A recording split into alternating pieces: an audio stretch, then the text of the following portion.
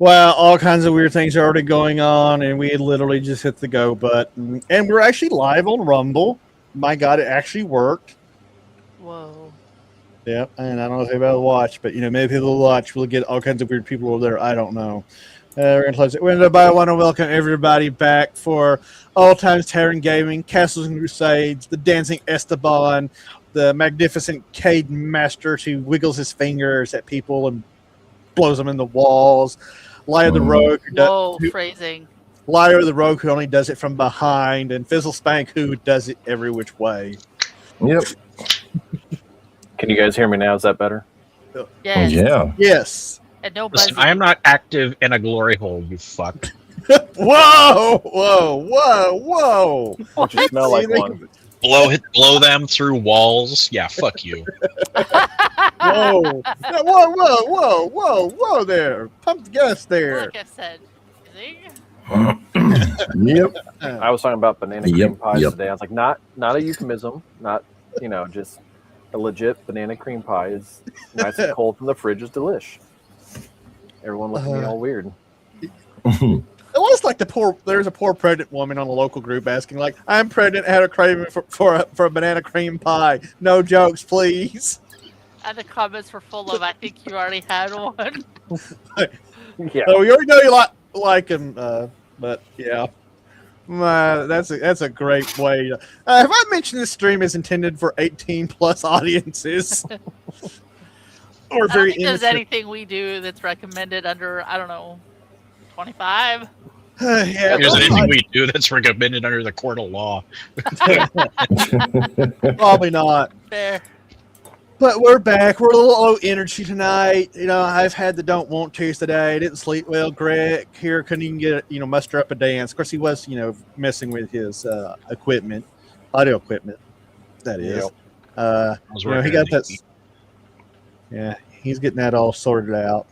We're not going to have any Italian stallion this week. He's buried under work and apparently narrators who can't pronounce words. And then our other good friend who plays the other fantastic gnome illusionist, he is buried by... He's not yet fantastic. He's just a gnome right now. Yeah, sure. He But will be fantastic. Michael won't be here. He should be here next week, which will be good. So we can have a dance off or illusionist off or whatever illusionist knows. The crowd goes absolutely mild. So, yeah, pretty much. But since we are on and doing the thing, let's get Playing to the it. game. We're not doing anything. Whoa. I'm innocent. Oh, and we do. Almost forgot. I think I was forgetting something. We have a $10 PDF coupon from the Troller Games website. Enter to win with a exclamation point waffle. Oh, shit.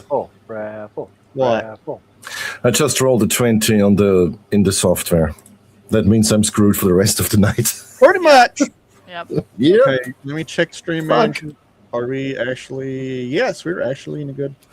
Things are actually working. Holy shit! The Lord Sea went out correctly. Wibble wobble. Wibble wobble. Wobble. Let's see. I made progress on something. What? Oh. Yeah. I'm totally off the ball tonight.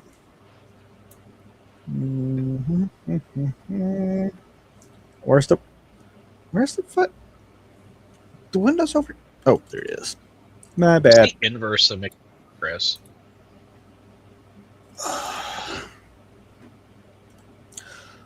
That was the wrong window. I'm hitting all the wrong windows, all the wrong buttons. I am just being a typical man tonight. Yay. All right. So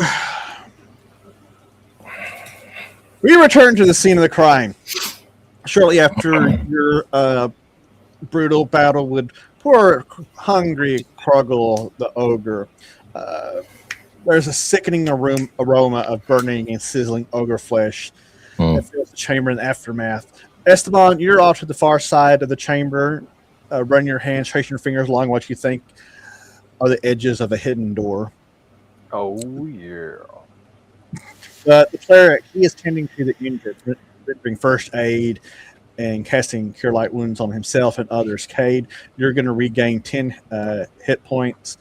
Maximus, who is here, regain something back. Esteban, 11 hit points. Unless you reject it. Or do you reject his healing embrace? No, I don't. I'm okay with it. Oh, touch me all naughty, you priest. He slaps Esteban on the. Actually, takes both hands and may the power of Durandal heal you. And he right there gets those cheeks, and you feel rejuvenating, healing power pulsating for your body. Is there red handprints on my butt cheeks? You have to pull your pants down to find out. It's not your butt cheeks. Anybody who had light spells going, they have expired by this point. Veranor, you, Lyra, what's Fizzlespank doing? Is he over there with them still? Well, he was there in the rear, and he's going to be carried around by the illusion thingy, the big image. Mage image, what was it? Mage image, I think. He made a dragon. Well, yeah, the big. They were all kind of. They were all kind of in the rear because Veranor brought that map over to Lyra, so they're pouring over it. Does Fizzlespank get nosy and stick his big nose into it? No, this map reading is for peasants. For nerds. Yeah. That's when we. He knows what he's doing anyway. But Lyra, the map. The map is old, very old. Who penned this map? Neither of you can say. It's outside of your wheelhouse, but based on some key landmarks, it's probably from the waning days of the Horn God's Empire. You both notice several landmarks that are familiar to you. While there's no Bockenberg, there is a town on the map called Girdis Gog, which some of you who are a little more learned know is the town is now Ludesheim. Fizzlespank would have probably actually really known that. I'm drinking a healing potion since the cleric's ignoring me. Well, hold on. We'll get to that in just a second. It'd be non-consensual healing. But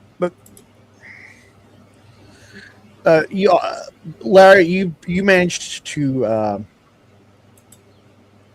pick out your favorite decrepit moat house as a marker on the map, as well as for the Temple of the Winter Dark, which those weirdos who are camping out in your moat house have been talking about. But that's you don't even care about that shit.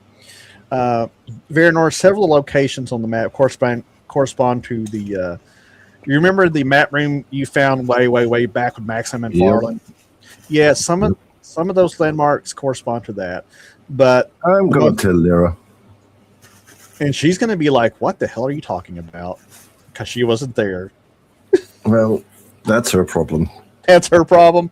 The most interesting markers, though, named in an Imperial script that you and your other thiefy friend can kind of make out are the Vargog, Gunguard, and the Krekengog, which you all know to be some sort of treasure house, just tombs, or God only knows what.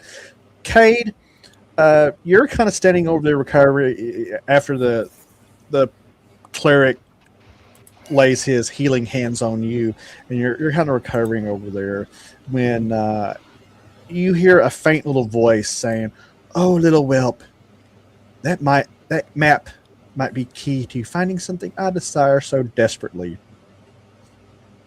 What do you do? Does anyone else seem to be grabbing the map? Right now, no, Lyra and Veranor are going over the map just a few paces over from where you're at. I'll go over and look at the map.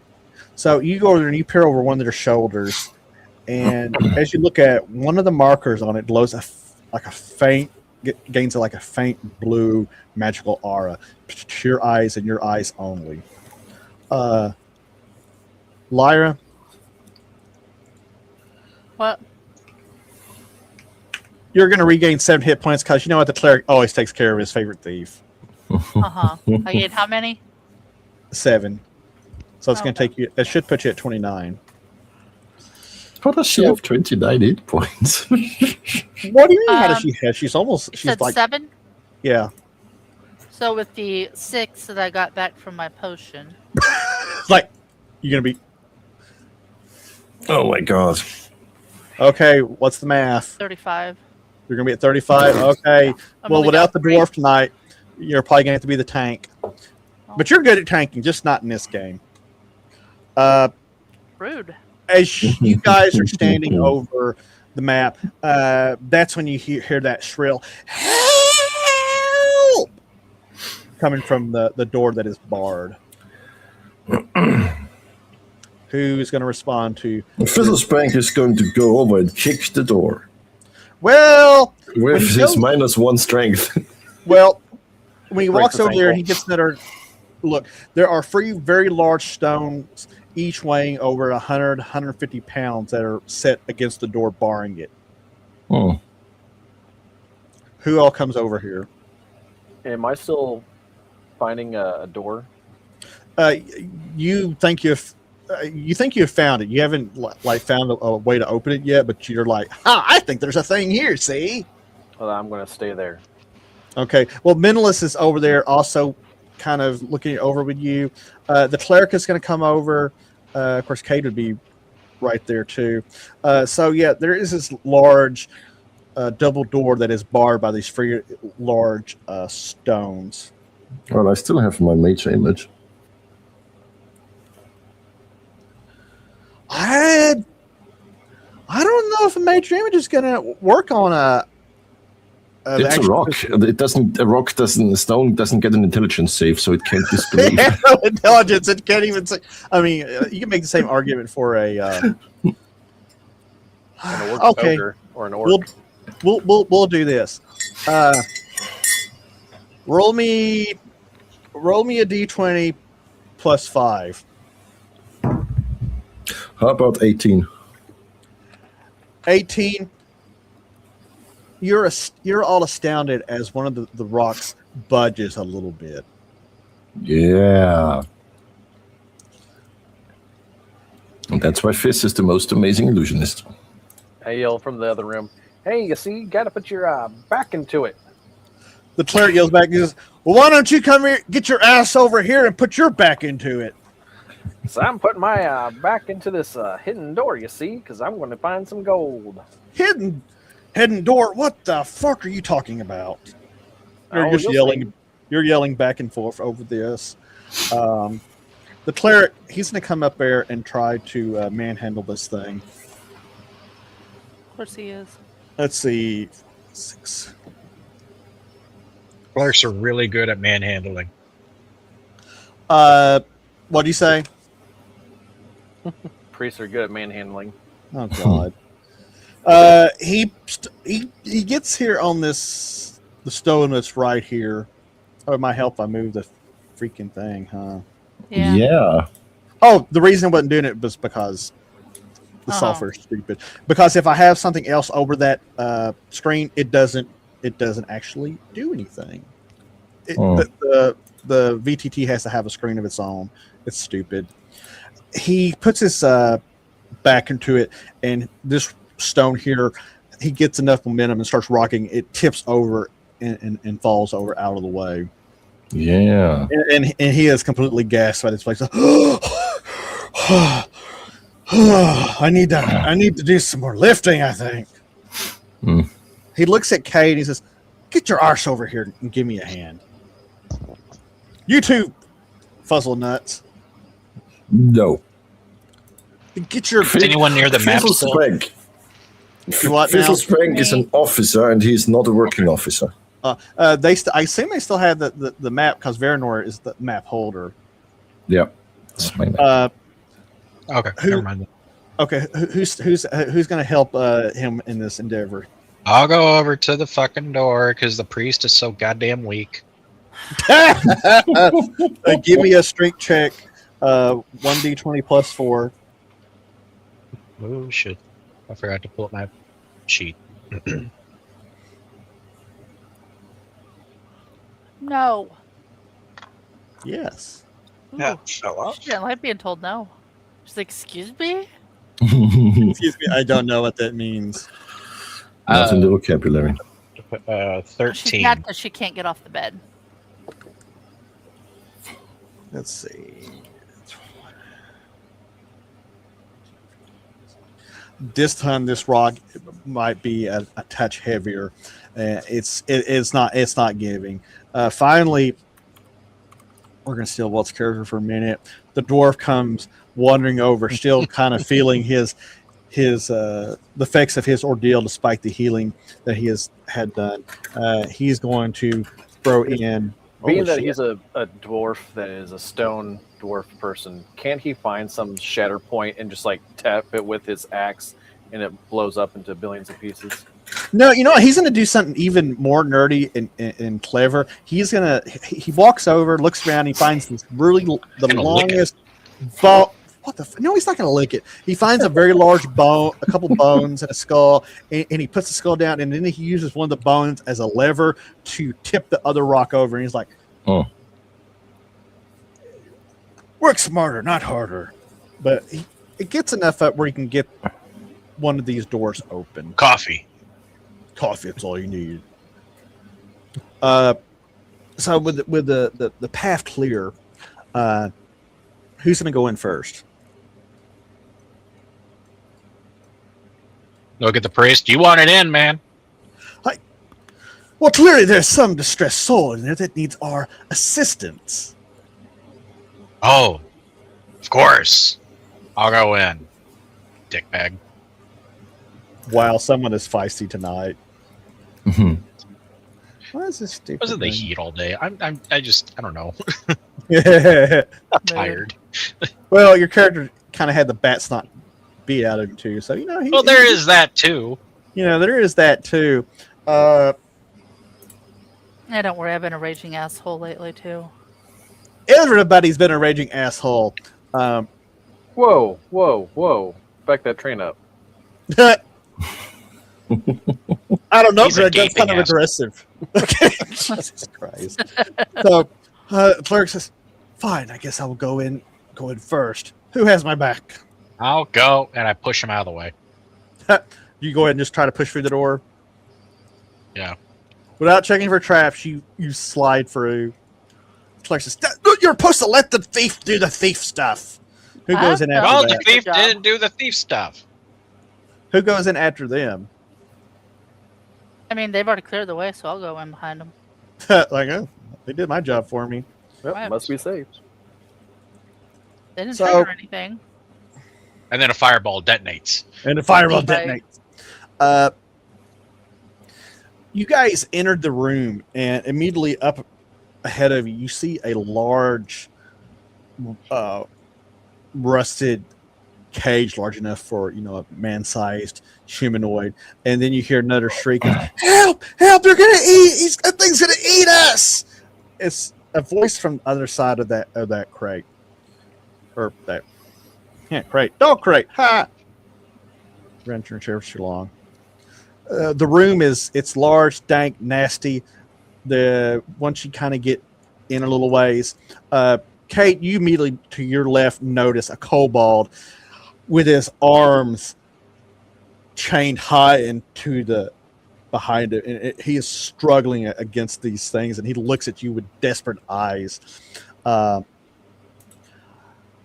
you see are these three helpless prisoners and the rotting corpse of another one-time cellmate.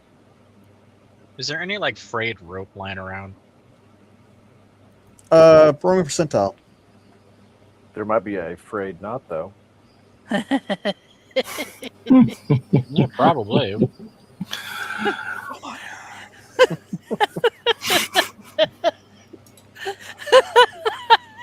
So we're in full dumbass mode today. Got it. Yep. That's how it's gonna be. So this is the tone this week. Yep.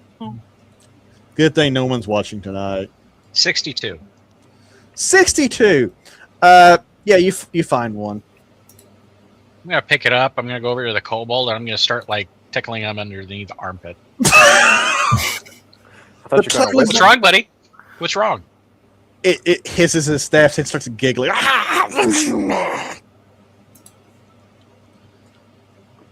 Gobby comes in and says, Hasn't anybody ever taught you not to play with kobolds? They're nasty creatures. Anyone ever tell you to shut the fuck up? I'm doing my own thing. He looks at Lyra like, "Did you just hear this shit?" She's just like, whoa. The other kobold gets like his eyes get as big as saucers. Like he's confused. Like, are they going to eat us? Or are they going to do us? Involves some sort of weird kinky tickle play. Which fate is worse? We don't know. Hey, Fizzlespin, get in here. Take his pants off. Wow. I'm going to sabotage his pants at night. As you're tormenting the poor creature, you hear cries again from a halfling going, What are you doing? Leave it! I'm over here. Let me go. If you want to tickle me, fine. Just get me out of here. He's banging the makeshift shackles. He's banging stuff? Yeah, he's banging the makeshift shackles. Oh dear. He's just. What are you going to? What do you do? Not let him near any more metalworks? The cleric strides over. Just goes over as well with the cleric then. So, you see this halfling. Now, both the halfling and the two kobolds, they are not shackled with traditional what? Two kobolds, one halfling.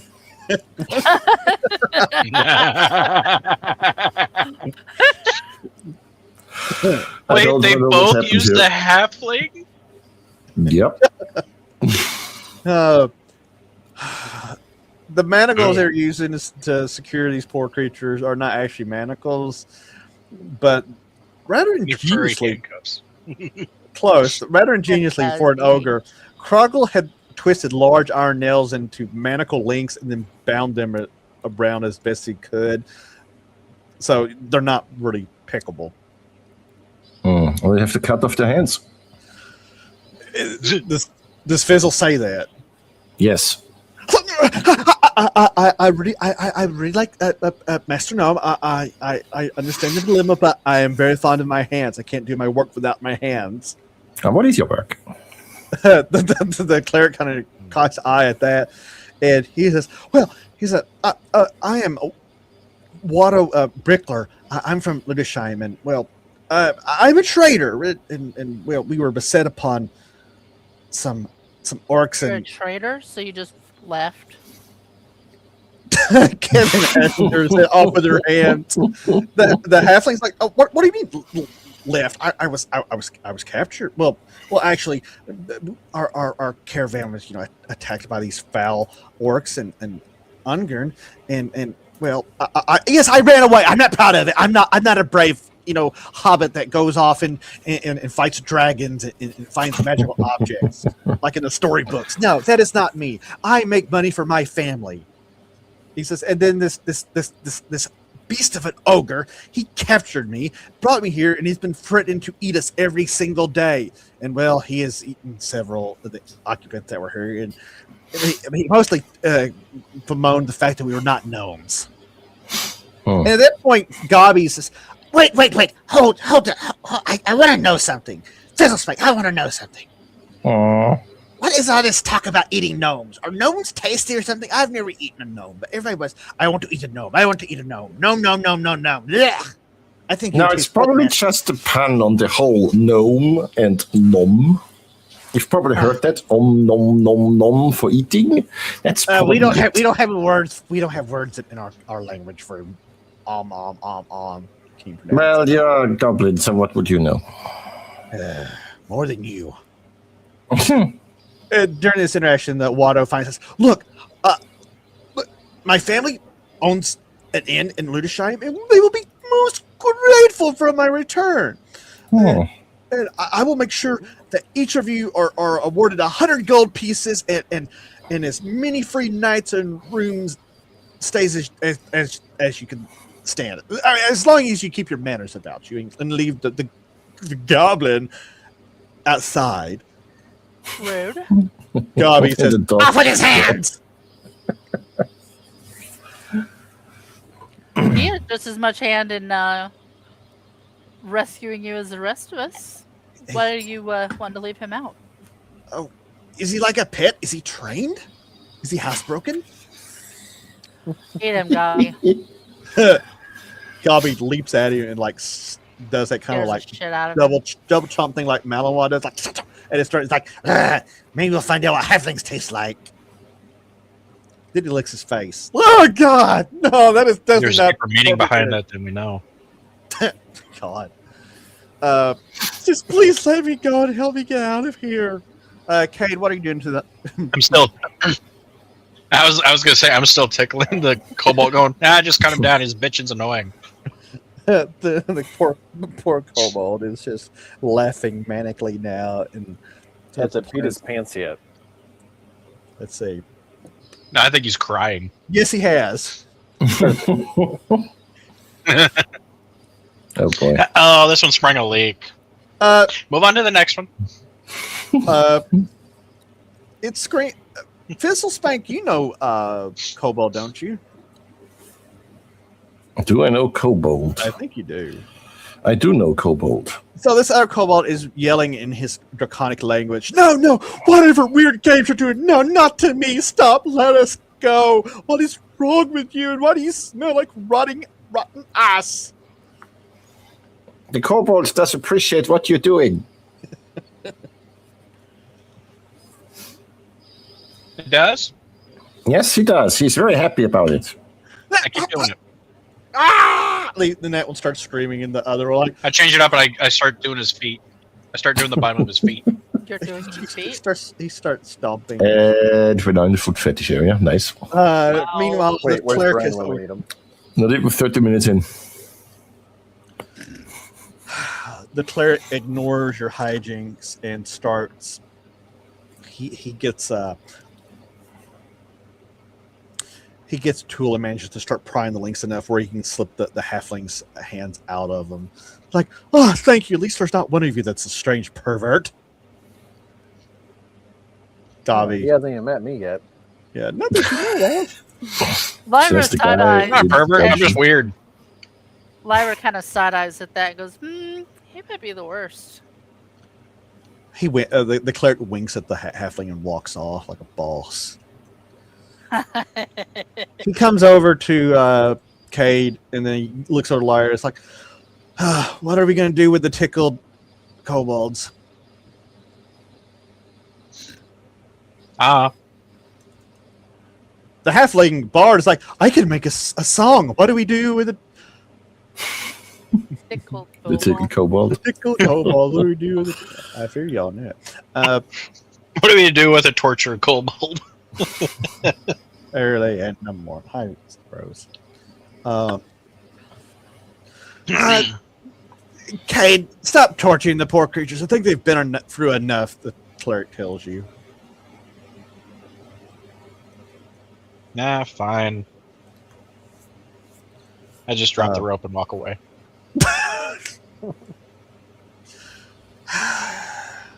Lyra, would you like to help me? I'll go see what he wants help with. He's like, you have thief tools. You have a crowbar, don't you? You can unstick these poor creatures. Oh, yeah. Most Give of me a- that stuff, and Jody's gonna take that open. Yeah. After about 3 or 4 minutes, you manage to release that, and they kind of scamper to the side, and they look a little on the kobold. Hey, tonight, shaking my head. Kevin Hessinger. Like, yeah, the kobolds are getting kind of rough tonight. The cleric looks at him like, well, you foul creatures, you are free to go. They kind of look at each other, and they look at you guys.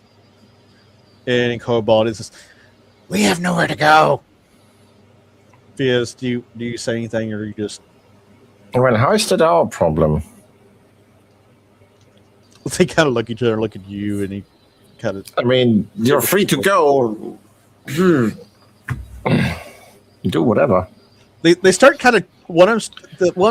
The initial victim of Cade starts kind of tiptoeing around all the tall humans and around the halflings really nervously, and he sees Veranor, and then he charges out the door, and soon his friend follows, and you just hear the scattling of kobold feet as they run down the hallway and into the darkness. We probably have to kill them in the future. What do you say, Zach? Gonna Should get we have some told him that prepared people are waiting to? There's a whole bunch of guards up there. Yeah. And one of them might be a bit antsy.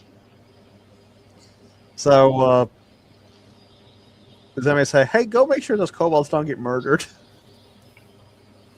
Why? I look around the room. I mean, they're kobolds. Why do we care? The cleric looks at Fizzle's face and says, because the murder even of poor, dumb kobolds would be immoral. Well, You they're go free. fucking If they go. run into a trap and get murdered, it's their own fault. Yeah, but we're not doing the killing. Well, They of said course stay we're out of the not. light. We were told to stay out of the light. They walk into the light and they get stabbed by some mysterious spears. That's on them. Yep. They were not penitent. They were not. That's the third one. Your new little halfling friend doesn't say very much. He's just kind of watching you guys now at this point. So now that the prisoners have been freed, do you go over there to see what Esteban's doing with his magic door?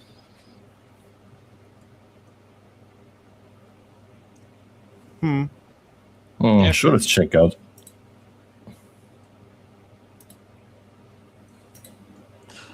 And actually, do you guys say anything to your party members that are out there waiting up there? I mean, We have found the can't call halfling. them.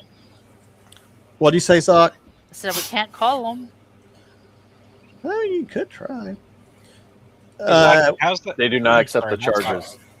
Right? Lyra, how's that rock looking? Like a rock. Is this suddenly a GM Chevy commercial? Did Bob Seger walk in the room? Wait, what? The rock that gets I know. warmer with the direction. It's not changed very. Oh yeah. It's not, Forgot about that. it's not changed very much. Wait, She's not like, Dwayne it looks like a Johnson. rock. When you come to the hidden door, no, it doesn't really change. It's about the same level of warmth. Okay. So,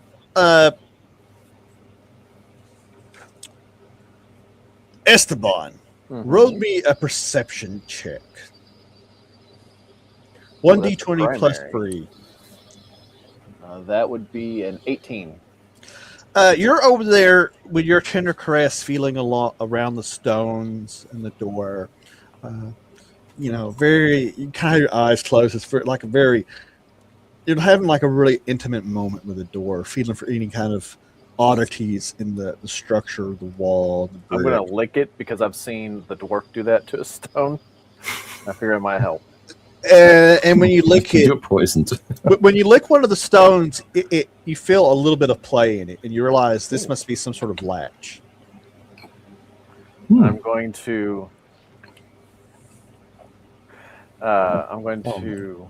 flick the latch and see what happens. You say you're gonna flick? Wait, you're gonna flick or lick? I'm going to lick it. See if there's a little bit more give in it.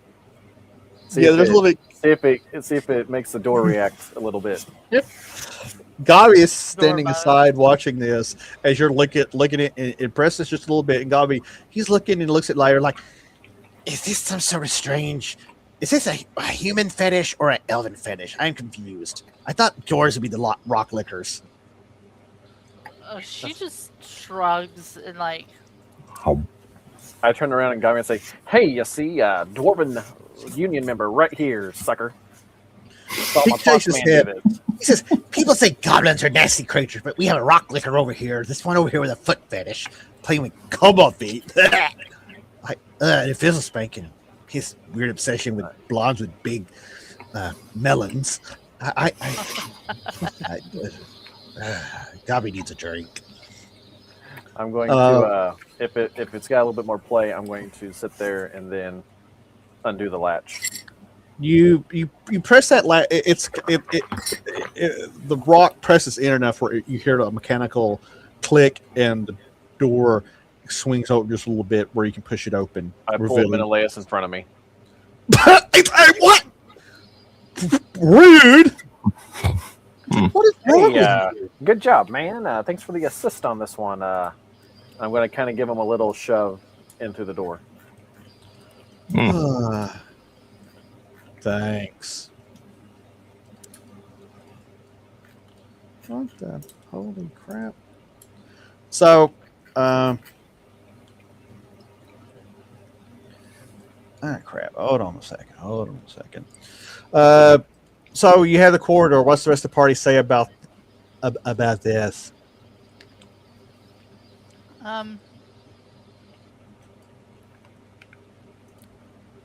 Hey, for the stream, you might want to center the map on what we're actually doing. Yeah, I know. Well, I'm trying to adjust another map. Well, it is actually centered. It is centered, smart Alec. It is now, because you moved. Oh my. Ay. I'm gonna be looking for any traps or other hidden anything or other. Okay, so the hidden door reveals a narrow corridor that eventually leads down a dark, winding passage. The tunnel is damp. The steps are slick. Zoc, roll me a dexterity save.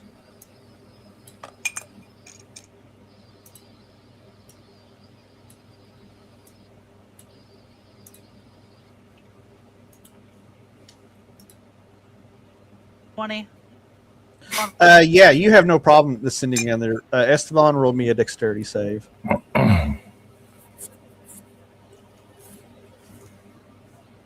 13. 13 total? Yep. Wow, that's Damn. Welcome back, Bubba. Esteban, you managed to hit a Fall particularly down the slick stairs. spot. Yeah, you hit a particularly slick spot, and you slip, you bust your ass, you tumble down a few steps, you take 1 hit point of damage coming down, and then Superhero landing. you're landing. Oh, Fizzlespank, roll me a dexterity check. Fiddlespank has a 19. Fizzlespank just glides down like he's walking on air because he is surfing down like Legolas at Helm's Deep. yeah. Bubba, roll me a dexterity save. And Baba is not added to the show. Oh, I didn't. I thought he AFK'd and just messaged me on Discord like, "Oh, I'm back." I'm like, "Oh, I'm still having connection issues for some fucking okay, reason. all right." Welcome to the Midwest. Gobby falls down the steps too. Take a hit. And what did you need? Dexterity save as you're going down this slick and wet surface. So Are we first still we being were crazy? leaking, and now we have it slick and wet. I don't think we've done Oh, everything boy. of our life. You haven't done what? Crazy. 13. 13 total. Yep. Same dude. Damn! Tumbling down, tumbling down, The tumbling down. party is massacred by a slick set of stairs. Well, I was Hey. at the bottom watching everyone else come flying down. Like, what the fuck, guys? Hey, you take a hit point of damage as you tumble down and It's like almost a water park back in the slide. middle. I'm gonna get knocked out by a fucking flight of stairs. But somehow you all make it down here. The Do we? cleric as cast. Oh yeah, I was just gonna let Ver. I kind of assume Vernor, Very nice, an 18. Oh yeah. See, I didn't need you to roll. The cleric has cast light on his staff, so you can see where. And Verno is stuck in the wall. I can't get out. It shouldn't be. What the fuck? It should be there. It should be fine. Look at you, wall glitching. The dwarf stays up top because he's still feeling a little under the weather. But you guys shuffle down this narrow, wet, very moist corridor. You just say it like that. Is it a Because I like moist corridor? So about 50 I mean, feet I can from say the, it weird. It's moist. Yeah. So I mean, it's not a word that bothers me unless you say it weird. It's stopping wet. after Oh, now it's getting weird. You guys find yourself in a dark tunnel that's clearly chiseled from the natural rock. About 50 feet from the landing, you find 2 doors. Do you try to open them? Yeah, we're probably gonna check them first, huh? Are they wood doors or stone doors? They're stone. They're much like the hidden door you found up top. Oh. I'm gonna lick it. That's because No, It's worked before. It's going to work again. You're not impressed with the composition of this door. I spit on it then. You spit on it. Who's rolling the attack check? Laura's just confused. She's like, "What in the hell?" So when are we going to find the hawk door? Lyra, you're standing there kind of confused. You're startled when you realize the halfling row that's been traveling with you is standing right there behind you, and you realize that you've gotten a kind of a weird sensation that somebody's been really close, like right there behind you a few times. He's just shadowing you. Oh. He likes you. He looks at me. He's like, what's that? Do you need some traps checked? Not that I'm aware of. Okay. You just let me Can know. I look up your leather shirt? He says, if you have any traps you need checks for, or have any tricks you can teach me. He just gives a really big happy smile. Veranor, did you check for traps? Yeah. What'd you get? I don't know. As far as you're concerned, you don't think there's any traps. Yeah, I got a 19. So yeah. So who volunteers to open the door? I push Menelaus forward. He's like, God, why are you so pushy? Gosh. Well, you see, you got that big old stick in your hand with the fireball, so you know. He looks at you. He's like, this stick's gonna end up somewhere if you keep pushing me. Whoa. He strolls through the deal like a boss. So The Gape Father. who follows in immediately after Menelaus? I'll go in. So Cade, you push through the room. You immediately realize from the wreckage of the furniture and the weapon racks, this was probably some sort of common room / armory, whatever kind of outpost this was. But you can also tell that there's been nobody here in a very, very long time, as there is a thick layer of dust covering everything. Oh. But there is a rack of weapons along one door, or along one wall. I'm sorry. Found the armory. Who follows in? I'll follow Everybody. Yeah, let's go in. All right. I'm going to check out the rack. Of course he is. So We're probably both staring at the rack, going like, "This is a good rack." this is the nice, Nice well-built rack. rack. I like how much support it has. It you know, Like how I can perky get the my tips 2 of arms them are. around this rack.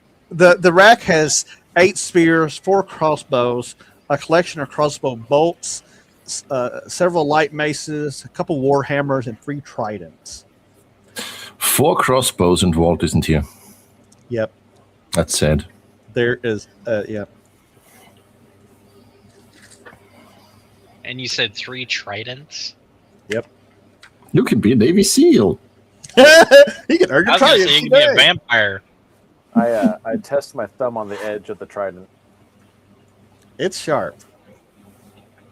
Do they look like... You said the rest of the room was like coated in dust, like no one's been in here forever. Do the weapons look like they're rusted, or do they look like maintained? They have a light patina, like surface rust on them, but you can tell that they're pretty well made. Not expert quality, but you think you could definitely clean them up and use them if you were so inclined. I'm going to take one of the tridents with me. And I'm Okay. gonna stick it through the cape hole in the back, so that it's kind of like a Witcher sheath. Okay. And you've been cursed. No. So, as you guys kind of poke around the room, you realize there's a hallway heading off this direction and another hallway that's through a set of open doors. You're going south or east. West. Go west, young man. Who's taking point? Oh, yeah, it's so foul this way. It should be Does the my, priest. 'Cause he's got the lit up staff, right? Yep. Does my rock feel any different either direction? As you're heading west, it faint. You feel it just maybe a little fainter temperature. It's hard to Like tell. warmer or colder? Colder. I think we need to go the other way. The cleric's like, would you people make up your mind? Not my fault. He turns That's around. I me. I say think- she's a woman. Hey, He stands there and like, which way? Sick of this shit. back the other way. To the south. He moves at his lit shield. And as he goes down the corridor, marching order, who is up behind people? I'll go second. Okay, go so third. second, third, who's fourth? I'll be Did somewhere. you say the cleric has a shield? Yeah, he always carries a shield. All right, A I'm going to have fiscal. I'm going to have my weapon sheathed, and I'll actually be using the trident for right now. Okay, cool. He's got a new toy and he's like totally using it. Check out my staff, guys. Isn't it amazing? Ooh, I poke it. I allow it. You pocus. I poke his staff openly So in public. the cleric crosses through this portal's this threshold of two all kind of rotten double doors, and he goes, "What the absolute shit!" And roll for combat. Roll for initiative. I'm like right on his back, almost like a hand, like on his, like if he had a drag strap. I'm Five. I'm that close to him. Okay, let's see here. We're gonna roll initiative. Oh, I rolled a 1. Well, I rolled a 5, so ha. Apparently, whatever is out there with him is as surprised as you guys are. He brings his shield up and his sword, and he's like, "You guys aren't going to believe. You're not going to believe what's out in here." Esteban, what do you do? I'm going to use my new trident to stab it, almost like a shield wall. You know, like so that you have one person with the shield in front, and then the person with like a spear going over his shoulder, stabbing at. So whatever in when front of you get the point where you can see kind of around that corner, you see a giant crawfish with giant angry pincers. it's a and it perfect looks like a trident. Then we can have a little. Yeah, now you're like, oh, it makes sense why they have tridents. They're stabbing weird things. So you're going to kind of make ready and kind of hold position. Is that what you're telling me? Yeah, so that I can stab over his shoulder into the crawdad. Okay, Kate, what are you doing?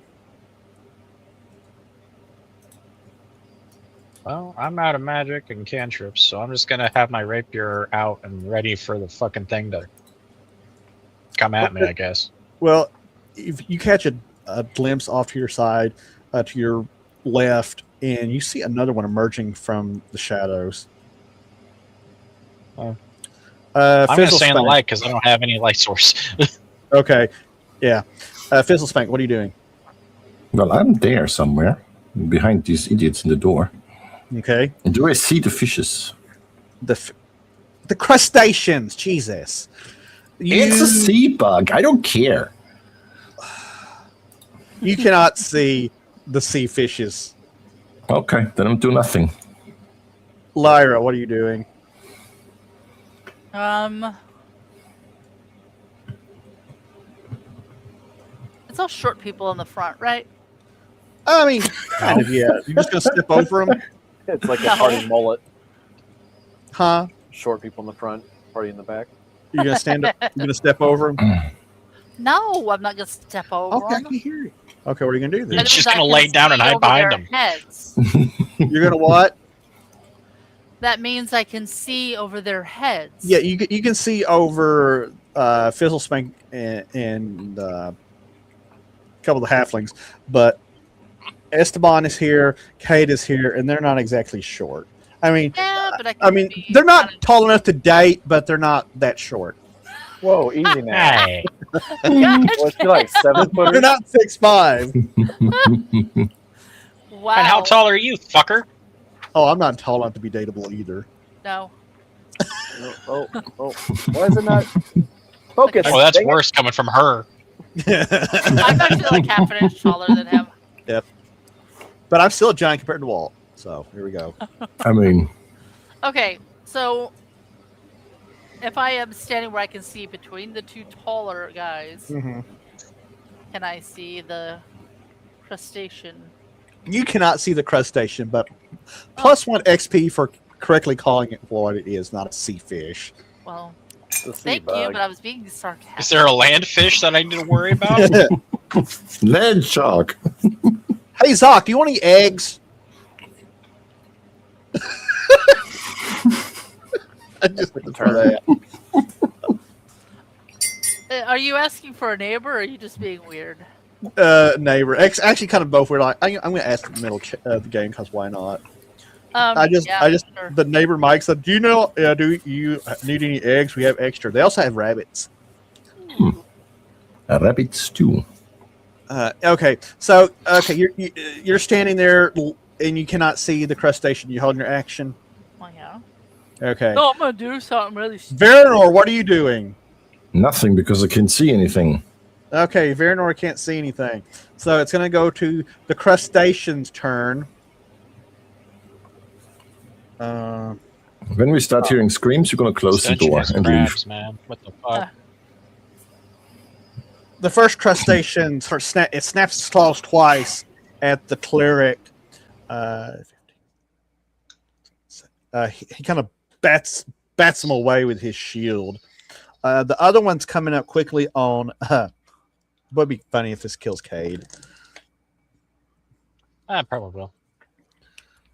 When he bats it away with the shield, is that when I can use my action to stab in with the trident?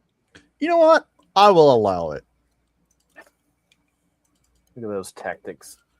The other one comes up on you, Kate. It snaps its claws at you, and it kind of catches your sleeve for just a split second, and you jerk away and get ready to, I don't know, do horrible things to it in a second.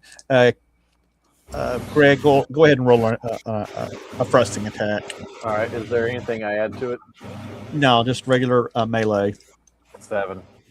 A 7. You gently poke it between its eyes. New initiative. Greg, I'll have you roll a d10. 8. I rolled a 1 again. The cleric. I'm gonna let him go first because he's kind of irritated at this point. 16. Greg, you get to go too. That is a 17 that time. That is definitely a hit. The cleric hits his for 4 hit points of damage. He moves and thrust into it, nicking it, giving it a glancing blow.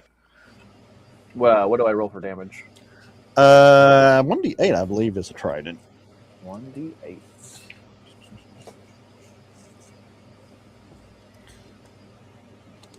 Let's see, where's my d8? There it is. 4.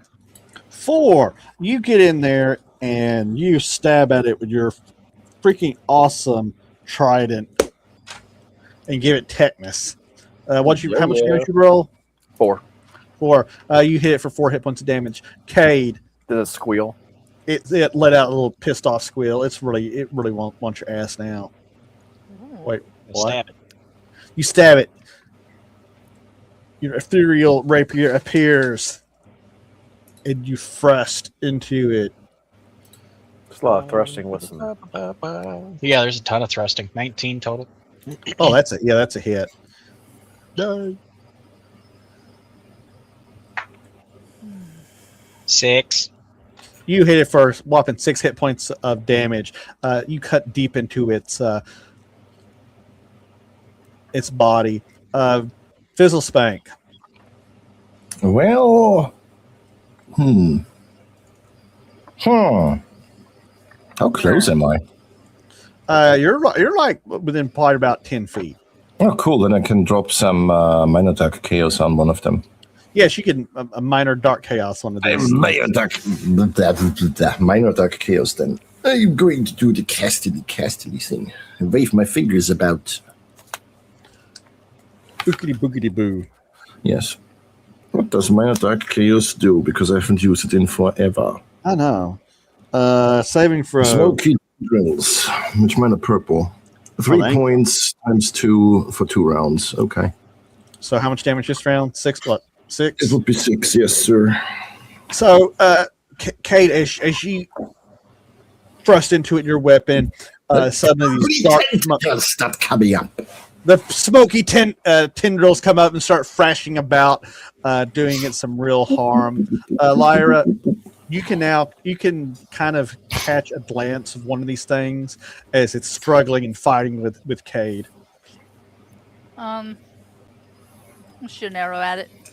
Okay, you're gonna shoot. Ooh, it'd be funny. Shot. Okay. Die. Shoot him in the butt. Shoot him in the butt.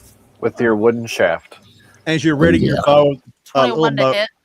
God damn, little Mose goes, "Wow, you're gonna fire into melee? That is off. You must be awfully good." And you nail that thing with the perfect shot. He's like, "Oh, wow! Can you teach me to do that?" And it hits the. Hits. Is it 6 points of damage. Is it like when you? Is it like hearing it going right past my ear, going? Yeah, you're like, what was that? Veranor, what are you gonna do? Well, since they're crustaceans, I'm going to go back and pick up a mace. You push past everybody. No, I'm going back. Weapon. They're armored. What do you use against armor? What's the best thing to do? A blade? No. We want some blunt damage with a mace. Well, you know what Mentalist says to that? He says, you know what's better than a mace? Elf. Fireball. Magic missile! He shoots a magic. So poor Cade. First he hears the whistle arrow go by, and then this bolt of arcane energy zips past his other ear, and like a hellfire missile. It's guided by a laser. It hits this crustacean in a very bad way. And Gobby's just back here going, I wonder if we can have a broil tonight. It's going to go to their turn. They're going to attack the cleric. Wow! Finally, the cleric. One of them, it snaps its claws underneath his shield and hits him for 3 hit points of damage. And Bubba, this one's going to attack you. Uh-oh. I'm gonna die. Uh-oh. I'm dead. Uh-oh. I'm still fucking dead. Uh-oh. Oh my God, you're not going to believe this. So they do, each claw does 1d12 damage. I rolled a 1 and a 2. They lightly caress your hair. They lightly caress your hair, lightly pinch you, and it's kind You're of so cute. It's so cute. Is it like that rough grandma cheek pinching, like and it's like much. It hurts, but it doesn't like kill you, kind of hurt? Pretty much. We're going to forgo a new round initiative. The cleric swings and misses. Cade, what are you going to do as you get your cheeks pinched? I'm gonna stab him again, motherfucker. Stab him! Time for dinner! How my 20 go? There it is. 19 again. You were very pissed off that it roughed you up that much, and you take that weapon and shove it right through one of its eyes into its brain, wiggle the ethereal blade around until it collapses and kind of does the kicking chicken. The general have the eyes on stalks. Yep. Well, still, if it's on a stalk, you can still push into it like that. No. I'm actually gonna cut it off though, then push it in. Why couldn't you? That's it. We're gonna get a giant crawdad and we're gonna torture it on stream to prove a point. No. You know what we should do? We should go get like what was it? That fucking large ass, like, was it weird shrimp? I think is like its scientific name. Mm-hmm.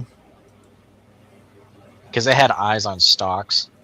Yeah, I know they have little eyes on stalks, but still, that's going to be a soft, more fleshy area. So, a good, well-aimed sword point should be able to penetrate down. It's gonna bother me. It's gonna bother me until I remember its fucking name. Oh my God. Esteban, what are you doing? I'm going to stab it again. You're going to poke it with your thruster. Yep, as 16. 16 is going to be a right on the dot. 7 damage. Oh, you get it good for 7 hit points of damage. You shove that mighty trident into this poor creature's fizzle spank. Well, since mine is dead, I'm just going to wait until the second one is dead. Okay, well... Yeah, I'm not going to cast again. Okay, Baranor comes running back with his mace, and I'll say he makes it in time. Yes, he's going to bonk it. He runs up and brings the bonkening stick. The bonkening stick with a 17. That's I'm a like hit. Harris. How much damage does it do? 1d8. 1d8. Where's my d8? I do a whooping 1 damage. You lightly bonk it. You caress it. It got bonked. Lyra, you're up here. You can kind of, at this point, if you step forward and kind of look around, you can see the gaggle fuck going around this last large crustacean, this large landfish. Minerals is getting a little bit tired. Mm-hmm. He needs some shrimp. Let's shoot These are not again. shrimp. You take another shot. The little halfling runs out the door. 21 to hit again. Good lord, someone's got loaded dice. Sure always does. Okay, that one's a miss. Fine. Roll damage. What do you get? 5 points of damage. You know, if you'd kill it, you should have said something like, didn't your mother tell you not to play with your food? Okay, we're going to get, unless somebody who held action, it's going to try to attack. Uh-oh. Baranor, you pissed it off. Roll me a percentile. No. Oh dear. We don't have teaching damage, however, so this is going to be interesting. 20. 20.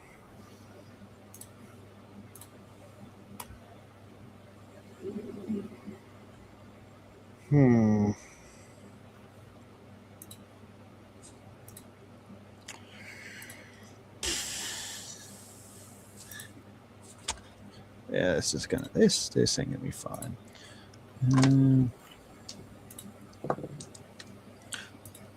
Whew. It gets a really good hit and double damage. It deals 13 hit points of damage. Wow. It wraps its powerful claw around you and squeezes down on you. Give me a con check.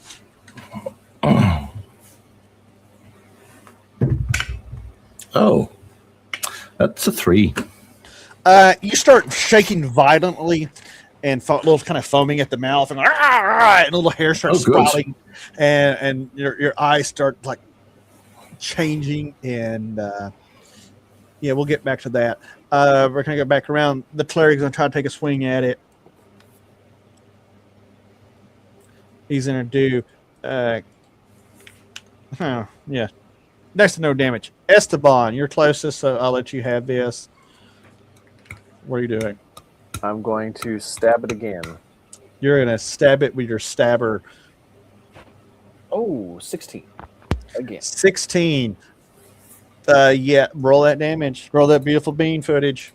Oh, that's an 8 right there. Pokey stabby stabby. Nice. You thrust that trident deep into his body and wiggle it around, and it flails around a bit a couple times and staggers off and collapses. It lets go of Baranor, who falls to the ground, his body shrinking into his armor, and suddenly is replaced by a very angry-looking rabbit anamorphic raccoon. And I'm going to attack the dead.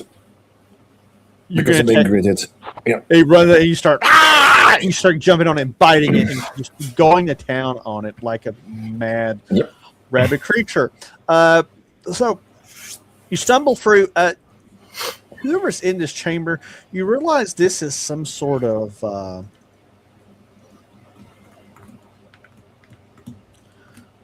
boat landing.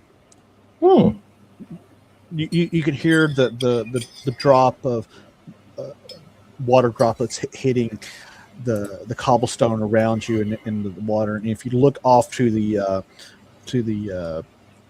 far end, you can just make out daylight. You see a couple old ratty-looking canoes and some wrecked remains of boats.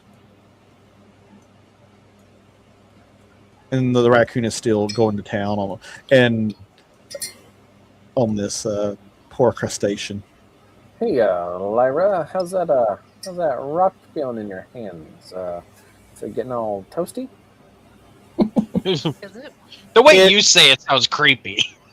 So when you look off, like this is, you can tell he built this landing into a natural little cavern. It's solid rock wall on the far side. You can just barely make it out with the light between the light of day shining in through the entrance and the cleric's spell.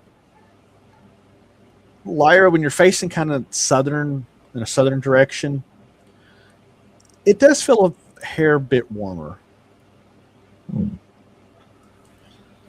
It still wants to keep going south. But you're pretty sure now this is not the path you need to take.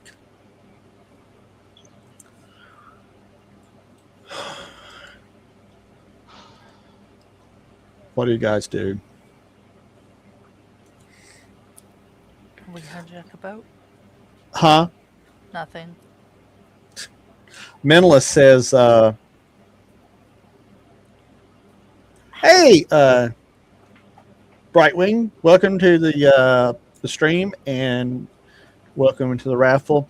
Mentalist says, you guys remember, he's sitting there watching the raccoon beating the ever-living shit out of this dead crustacean. He says, do you remember all when after we took the moat house and the weird wild mage shrunk that one giant crawfish into a little bitty one and then made it bigger again? We ate crawfish until we got sick. I think we ought to boil these. That was some pretty good eating. Sounds good to me. So, guys, what are you doing? Veranor, are you still beating on this poor? No, I'm starting to eat it. Yeah, he's starting to eat the raw. The cleric kind of turns a little green and is like, I'm gonna reach over and snatch him up, and hold him out. I'm gonna fight her. I'm holding by the scruff of the neck so he can't reach. Now, I'm gonna fight. Fight. Well, this is not good. You're taking the food from me. It needs cooked first. Well, I'm a raccoon right now. I don't care about cooking. I know. Not that he can say any of that right now, but it's mostly the same amount. She understands it, I guess. Lyra, you're gonna have to like really fight to hold it because he's not like raccoon size. He's like a little bit bigger than a halfling, but you can still if you're strong enough, you can still kind of scruff him. You're gonna scruff him. Yeah. Do you try to bite her? Yeah. Roll to attack. Bite and scratch. With a 15. The cleric's like, no. As you try to bite her, she manages to play a pretty good game of keep away, and he like almost nips you but doesn't. The cleric says, my dear, unless you want to end up like that foul creature, I would throw him down the hallway. I'm gonna turn and look and toss him down the hallway and slam the door shut. Wow. We should probably go back up top and get everyone if we're going to go down the river.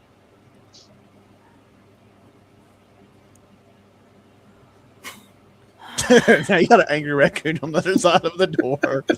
And Let's let him transform first. So,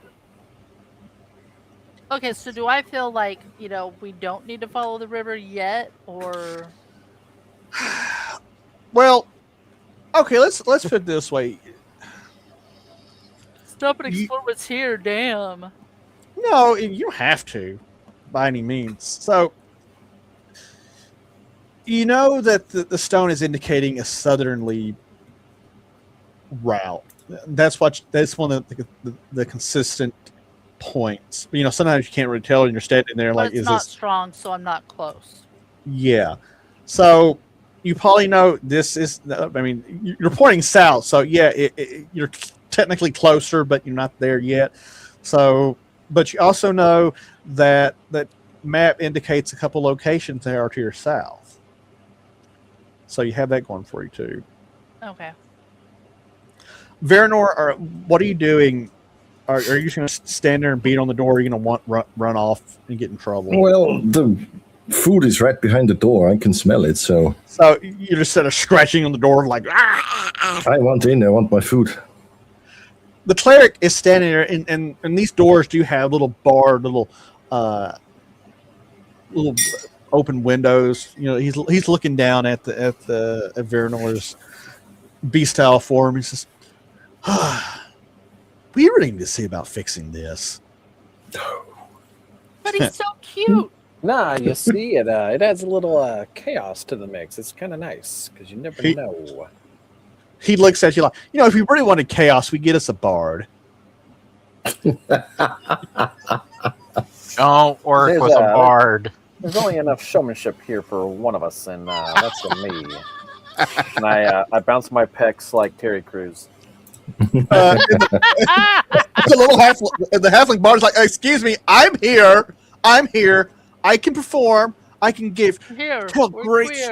I look like this. I looked over the top of him because I can't see him. It's like, well, I never. Like, what a dick. Thank you. So, 12 minutes go by before you start turning back into your natural naked form. Yep. The cleric's like, "Well, this is awkward again." I use my trident to flick the clothes over at him. Like, I've seen more of this elf than I ever wanted to see. Like, Veranor, have you ever thought about seeing if there's a cure for your rabbit condition? Yes. He has the book. He's got a book all about it. I'm like, do you want some help in acting a cure? It might be useful in the long run. Because I really don't want to deal with, being a full moon and waking up and finding you shat in one of my boots. I could bite you. I would recommend not doing that. Well, I might turn you, then we could have an army of these. Oh, God. The cleric walks off. So are you guys going to go back upstairs, check out the other passage? It is totally up. Yeah, which? Go check out other passages. Yes. The cleric is going to hit Cade with a cure light spell and hit restore 7 hit points. And he's looking quite exhausted. So it only takes several minutes for you guys to get back to where you were. And the cleric even makes a point that kind of remarks, like, back where we started, after we had to go to the seafood buffet. Which we still need to cook. Yeah. Did anyone harvest anything? They better have. Who's doing the harvest? Is Fizzle back there cutting shit up? Fizzlespank is not a cook. He would just look for stuff that he can use for alchemy. I mean, you guys really don't have a cook with you. Yeah, but Vero, for example, can hunt for food, so he would know a couple of things about food on animals. I mean, he can harvest it if he wants to. Yeah, he's going to harvest then. Okay, it takes you about 6 minutes to harvest whatever you find interesting. You guys push back down that corridor. I'm going to make sure that I'm always right behind the cleric so that I can thrust my trident over his shield and act like a shield duo. He's just, wow. He makes comments, wow, this got intimate unexpectedly. I rest my trident. He's not used to being in front. Wow. There's a door on your left-hand side. Not being. Oh, that's broken. There's a door to your left and an alcove to your right, up just ahead. I tell our little ranger guy, I go, hey, you shadow boy, why don't you check that door for traps? See if you can find something that Lara has been teaching you. He checks around the door. He says, I'm very confident there are no traps on this door. Well, then open it. You see? Step through. Okay. He throws the door open. Open it. Gets annihilated. Do it. Right. Who goes in? Him. We send him in. He lights a torch and heads on inside. Wait for it. He steps in there and you wait for a minute. I count to Nothing 20 happens. before I nudge the cleric.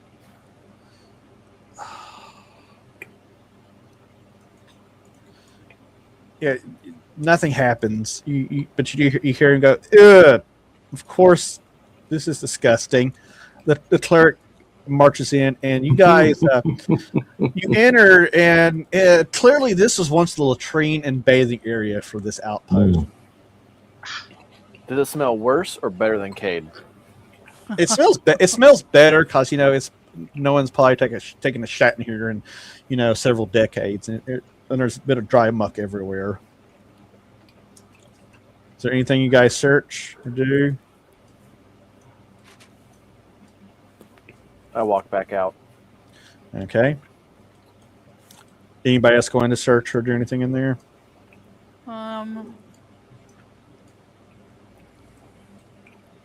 Yeah, I'm gonna look around. See if there's like anything that might make me think there's like a hidden anything. You don't find any kind of anything to indicate hidden passages, hidden doors, hidden cubby holes. There's just a couple of wooden latrines with openings, and little cover doors are wide open. And if you look down inside, you see some really ancient, dried up muck. Okay, nope. Moving on. Okay. If you want to leave the 15,000 gold treasure hidden in the poop, that's fine. I'm good with that. I ain't digging to it. Clean hands, dirty money. Oh wait, dirty, whatever. So when you come out, you turn. That's all the same. To that alcove. The cleric goes, well, if that isn't creepy, Fizz. I'm gonna assume. Where the fuck did Fizz? Oh, Fizz is over here. Fizz, when you come up there, you see an old friend of yours. A cucumber. You see close. You see in this alcove a very large obsidian statue of Uncle the Horn God. It has two massive rubies for eyes that seem to follow all of you as you move through the corridor. It's very. It gives you a very deep feeling of unease. I'm going to explain to them that this is and what he did, and what he might do, and what the cults happened, and we're going to be there for about 6 hours now. I'm going to try and pry the emerald or ruby out. No. Do you like stopping when you're stabbed? Like, nah! Bonk. If he doesn't, Lyra does. You don't want to do that. That's dangerous. That's a really bad idea. We're just going to leave these rubies here for anyone? Yes. Yes, anyone who wants to die. So there's two of them. Esteban, you have really good eye for value of things. Have you not watched The Mummy? You estimate each of them is probably worth 1,500 gold. They're big. We're looking at $3,000 total there. You see, I mean that's a little bit of scratch back in town. Yes, and then the rubies turn into creatures and burrow into your skin and eat you from the inside. Is that what you want? Even Gavi says, no, Steve, they can't stop both of us.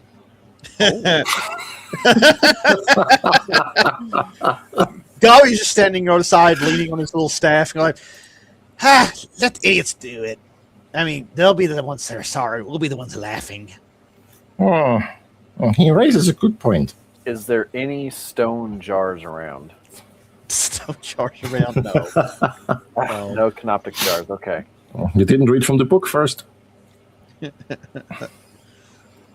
I tap it, but I don't Nothing happens. Pull it out. Yeah, I don't pull it out. I just kind of tap them like I'm tempted, but Nothing I happens. shrug and Should walk lick away. it. But you do. All of you, even It's not you, stone. It's you crystal. feel unease, but you're not sure. I mean, there's this giant horn, ugly-looking, almost demonic-looking thing that just dwarfs you. And Can I break a horn off? oh dear God! In Can your we defile the statue? You could definitely. With obsidian, I mean, there's multiple avenues to break that. I Do we have an old hat? It'll shard off, like napping, with another stone. So, yeah, I want to break the tip of the tip of one of the Just the horns tip? off, just the tip. Okay. You can just break the tip. Okay. Yep. When you break it, you hear a shrill, like demonic shriek in your ear. Did y'all hear that little shriek? Fizz, in your ear, you're like, "Oh, Fizzlespank, my old friend." Oh dear. Here we go again. Have you come to speak to me again? No, I don't hear you. I'm saying it out like da da da. Put my fingers in my ears and go da da da. I don't hear you. I don't hear you. Gobby's like, Oh no, the cucumber is speaking to him again. Why should I fight him? Not yet. "Okay, Esteban, what are you doing with all this information?" And Bubba, are you doing anything? Nah. I'm watching the gnome go nuts. Ah! What are you doing, Esteban? I'm gonna look at Fizzlespank, just kind of shrug and put the shard in a pouch for now. Okay. You're not going to try to grab for the rubies? No. If he's freaking out that much, He's only gonna do small defiling. The little halfling rogue's looking up. He's standing next to you, looking up at the rubies, like, "My goodness, Esteban, I've never seen rubies that big. You sure we should leave them?" And he I'm looks gonna at nudge him and say, "You know what? You see, I'll turn the other way, and you can make yourself a little bit of." He's like, "No, no, that's above my head," and he backs up. I pick him up and put him on the altar. No. He's like, no. Like he's fighting. Like, no. No. I mean, you see, that could buy you a new bow. You see, He runs away. Giselle, I'm back at the I don't want. Witch's cauldron. I don't want him.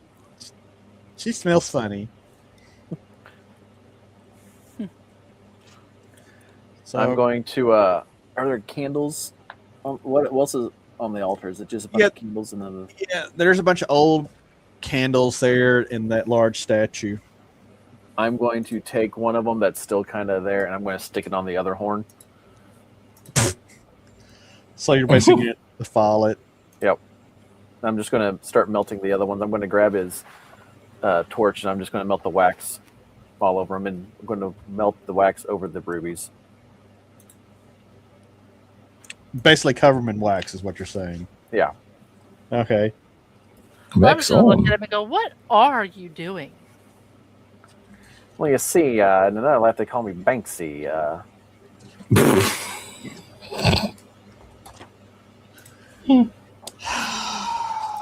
Wax on. Wax on.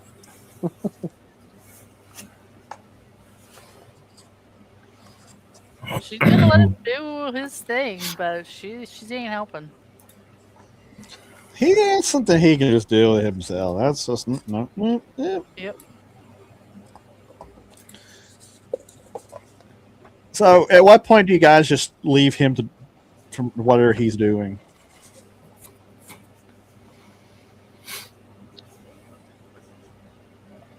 I'm gonna go this way, and I just start walking. You start walking down the corridor. Yep. Cade. No, yay! What did I do? No, you see a door right here. Oh. I poke at it. The little halfling ranger. I am very confident there are no doors. There are no traps on this door. The doors are a lie. So he's like the kid in the Matrix. There is no spoon.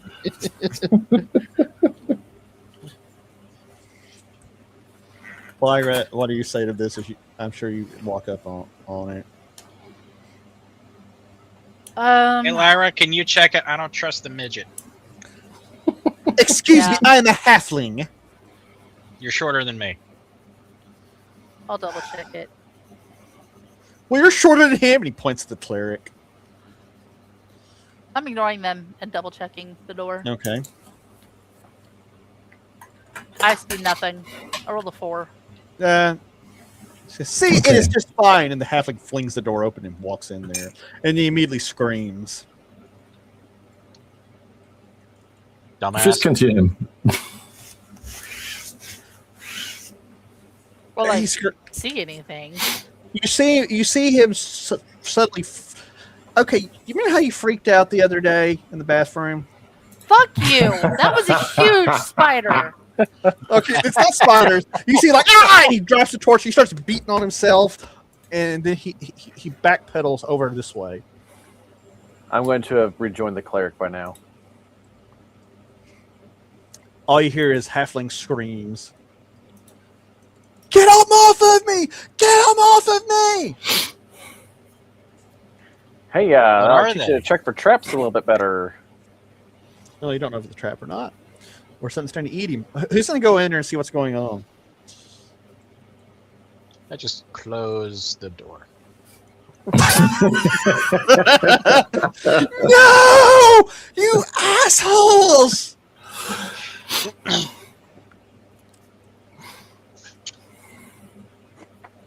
I know the cleric's not going to be cool with that, so I reopen the door and peek my head in.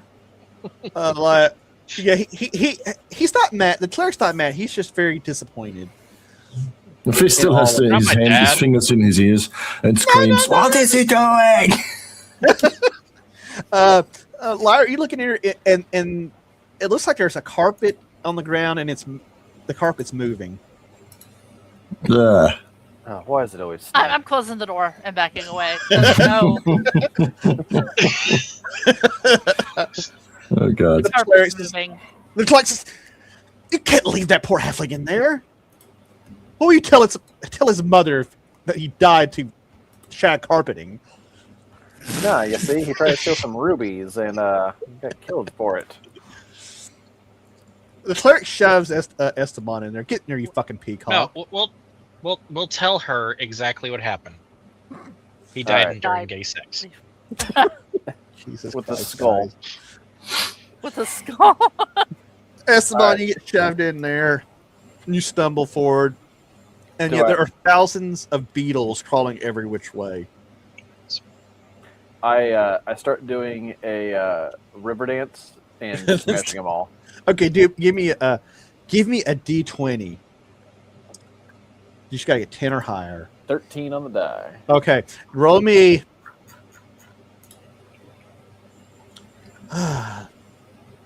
2d4, one for each foot. That's what we're gonna do. But okay, and if you give us a really good one of your dances from typically when we start, I'll give you extra +2 to damage. There we go. See, this is what I have to see. Yeah, so he starts dancing only there, you see it. and yeah, he had a shirt on this time. I did. All you guys can hear is the clumps of his boots and this sickening cracking and squishiness as he I rolled a total of 6 on the die on those 2d4. Yeah, you stomp these beetles. Beetles start going everywhere. Beetles start coming out through the corridor. Zoc, they run under Lyra's feet. She kind of jumps out of the way, and the halfling starts trying to do the same thing. And after a few moments, the beetle swarm is taken care of. So definitely not a trap. I end down on my knee like those Russian guys and go, "Ha!" Oh God! He's like, oh, those beetles they got in places and bit me in places I don't want to talk about. It's already itching. He's sitting there scratching his crotch vigorously. Like, I say, can't touch this. And I walk out. I grab his torch and I walk out. Does anybody actually go into the room now? Yeah. Liar, you go in there and you find Yeah, I'll go in now. Those who go in there. Fizz follows Lyra, but he keeps his fingers in his ears. Yeah. Can I sleight of hand put the obsidian shard somewhere on his person? On Fizz? Yeah. They give me a dexterity check. You son of a... Son of a whore. What kind of check? A dexterity check. We're going to do sleight of hand. Slutty hands? What? So that's going to be an 18. Oh, Fizz, roll me a perception check. Oh boy. 14. You're like, ah, and you don't notice that he slips the obsidian shard onto your person, and you're not sure if you're imagining it or actually hearing him. Like, what does it matter, Fizzlespang? Do you not wish to talk to me anymore, or be not friends? Do you not want to be destined for greatness? Remembering the tune? I don't hear you, I don't hear you, I don't hear you. He walks around in circles in the room yelling, I don't hear you, I don't hear you. So you can tell this was the barracks room for the bar personnel. There's a lot of broken furniture, but there's chests and trunks here and there. What do you do?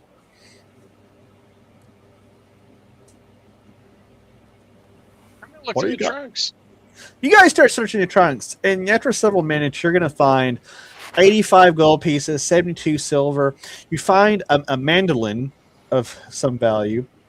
You find a whitish moonstone worth about 94 gold pieces. You find a decent-sized chunk of agate. You find a tourmaline. You also find a silver ring. You find this little wood locket, and you also find a silver snuff box. Which... What the hell's a tomahawk? Yeah, I see the same thing. I'm looking it up. You don't have to explain it. Yes, you do. I'm not looking it up. It's I a don't know what mineral. it is either. A mineral? Yeah, Oh, tourmaline. tourmaline. Yeah. Yeah, you guys search. You turn the room over. You find a few things. All right, I'm gonna push the little halfling guy, and I say, "All right, get your hands out your crotch, and let's go check this next door." Yeah. So there's one more door.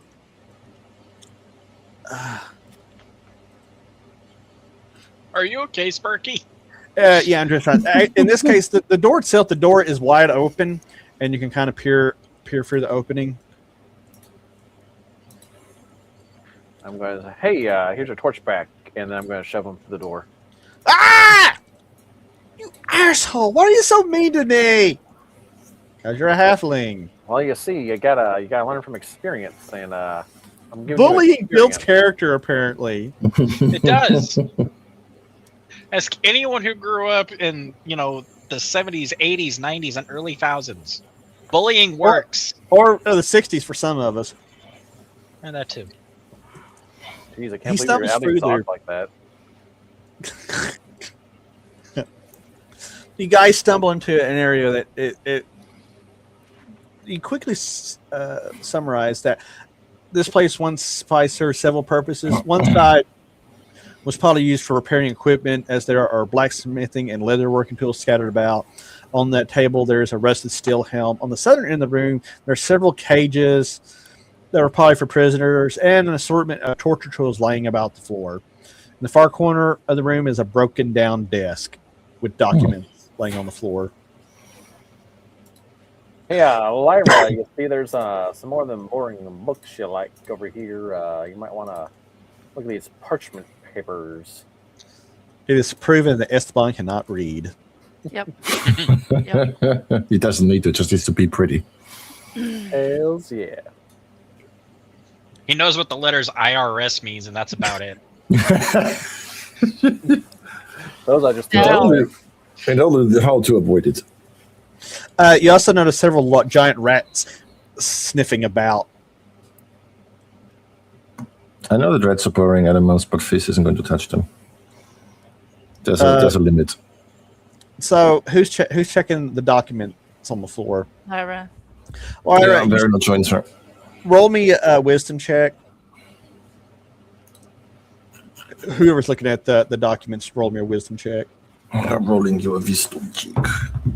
Wisdom With a 15 plus 1. Okay. I That's a have 16. the 1. Your Do eyes you are even kinda know what bothering you. paper is? This is in a script that you just don't understand. You'll But see, I you- can't read. You shuffle through them a bit. Fizz, you're able to make out that a lot of these documents were watch logs from the garrison here that observe. With my fingers in my it's watch logs! Just yelling at her. Noting river traffic and the like, nothing too exciting, but you do find 2 arcane scrolls. I will keep it in. Then you can't use them. I don't care. I can read them. Fizz, They're Mentalist scrolls. Mentalist is standing over you. He goes, what are those? Those are scrolls, you silly boy. What kind of scroll? He looks at Lyra. He's doing it again. I will walk if he continues this nonsense. Fine, walk out of your Can't use own. everything. Give him what you can't use. I can use everything. No, you can't, you stupid gnome. Whoa. He's gonna pay for that. Gavi's like, whoa. Gavi's like, Everyone is. Gavi's like, when did his balls drop? I didn't notice this. Everyone's So like, yeah, C, it was "Whoa." when the second fireball he cast really got him going.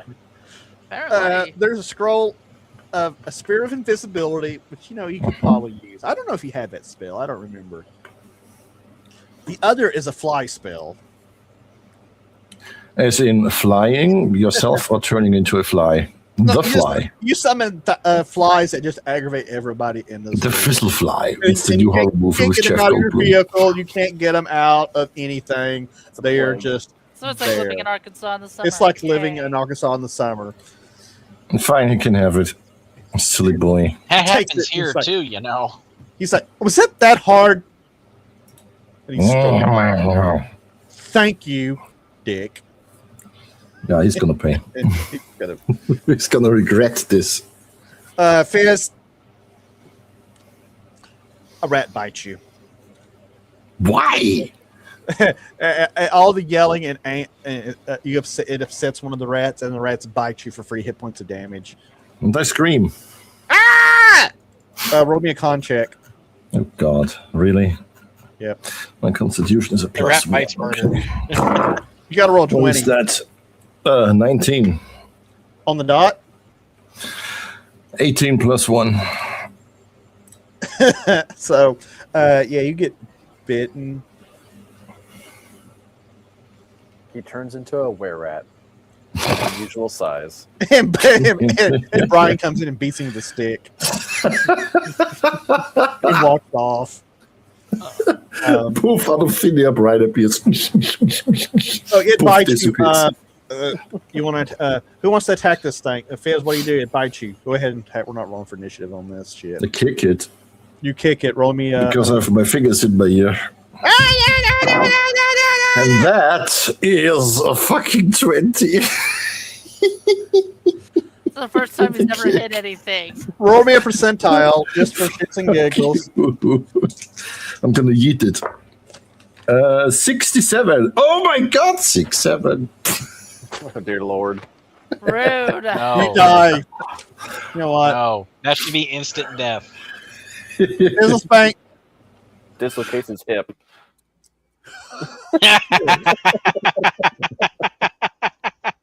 Booted from the string. Oh, hi, Night of our Sir. Oh, Phantom J. Welcome, everybody. Good Nice. evening. Didn't notice all the people here during the chaos of stupidity. That's double damage. So, 2d2. You look like 2D2. fucking Wilson from from Home Improvement now. Yeah, with the ticker tape. 3. Under your psychological stress, you kick the rat so hard you basically kick its face through its ass. Pretty much. It got yeeted. You murderize it. There's one more door to the south. Oh, that might help if I move the map. There you go. The cleric kind of slides over there. Hey, Lyra, how's that stone doing? Is it tingly? No. It's about the same. It's not giving her tingly feelings, no. Who's going to go in there? So It's It's probably a good thing I don't do that. The door is wide open. The cleric says, I'm tired of this shit, and walks in there. I follow behind him. You hear, oh my gods! Who runs in there? What he found? A fist that can't hear, so. I'm still usually following him right behind so that I can follow. stab over his shoulder. You come in there, all you see is a rat poking around, but clearly it's some sort of storeroom / outpost kitchen. There's lots of barrels everywhere, lots of food stock. Anything, though, has long since spoiled. And there's about a dozen mushrooms growing here. Mushrooms? Mushrooms? I do not lick the mushrooms. Several badgers come out. Dance. And chanting. Betcha. Fist is going to investigate the mushrooms because he likes the mushrooms. There's a nice variety of mushrooms. Nice. I'm going to harvest the He gets down on his hands mushrooms. and knees and starts harvesting the mushrooms. Are any of them poisonous, psychedelic, etc.? He's like chief cook. Poisonous, psychedelic. They're useful, but not poisonous and not psychedelic. Okay, that's fine. I can use them for something else then. Anybody else search the room or anything like that? What's in that chest in the upper right corner? You open it and you find a lot of weird cooking utensils. Lyra's keeping her hands to herself. Ain't gonna catch me mind controlled by a cucumber. I said utensils, not cucumbers. I'm just saying, I ain't touching nothing. So, Several anybody- women in California need to follow that premise right now. Cucumbers or not touching anything? Not being mind controlled by a cucumber.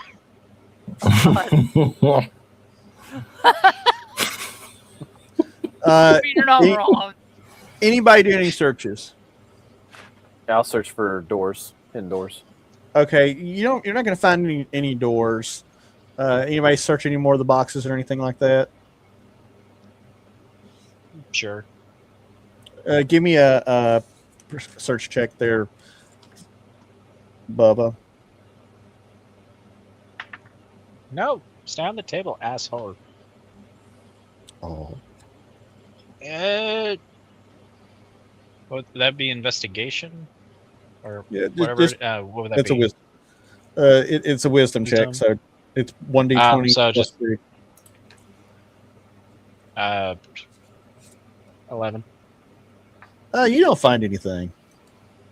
Shocker. Shocker! But not Spocker. Mhm. Oh my god. So, you guys pack up at this point and move on? Anybody else doing any searching, or is that? I say move on.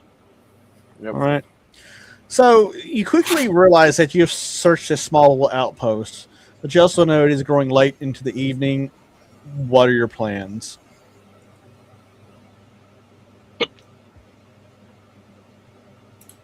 Sock? What? I'm not the leader. Zock's the boss. Bullshit. I Yeah, am. you are.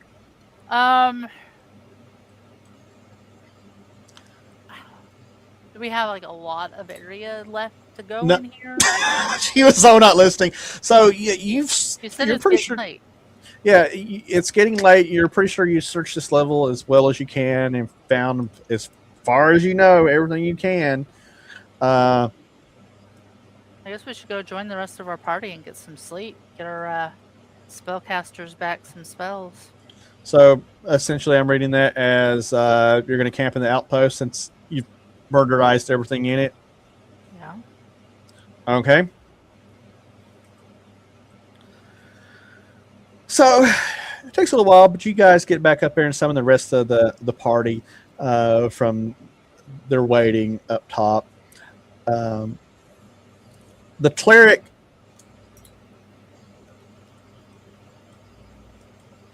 Let's see. Who's our most injured people? Let's see. It's going to be cleric. I'm going to say Cade. And Veranor, I believe. Uh-huh. Is this the outpost where we think the treasure vaults are, or whatever? Or No, this is just a random outpost. This is an outpost between the map and some of the documents you found. You're pretty sure that this was some sort of outlying outpost to monitor river traffic, as the map itself shows one of those treasure houses, and distinctly this ain't it. Where in the hell is Veranor on this map? He's stuck in the wall directly above the cleric. Again.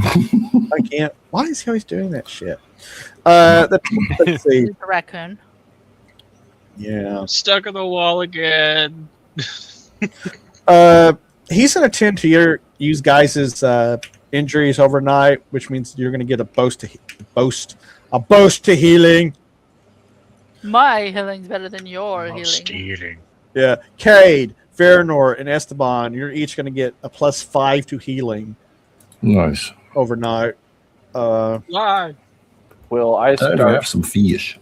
gaining back any of my? Because I'm still at a plus or -2 from my injury. You're still going to be at your -2 to injuries until you have like a nice week's rest with Nina. Gotcha. Okay. You guys are going to enjoy a.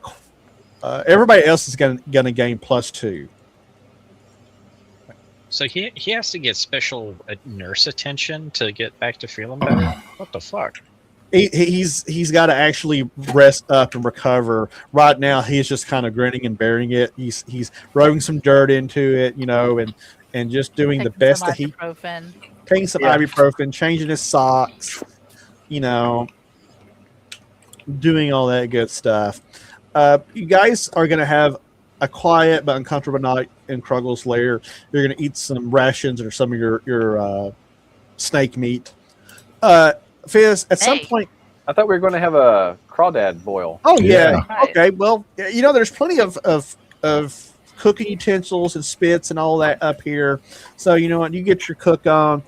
And, you know what? Because you guys are going to eat so well, Cade, Veranor, and Esteban, you're going to get an extra +1 to your healing time on top of what you've gotten. And Fizz will get an extra +2, +1 too. But at some point, the little halfling bard is like, Mr. Fizzlespank, I had an inkling, I had a thought, I had a special idea that you might want to consider a trophy, if you will. He points to the hand of Kruggle that is still laying on the floor, detached from where the dwarf cut it off. He's like, have you ever thought of having the hand of Kruggle, the ogre, mounted, or at least pickled? I have hats already.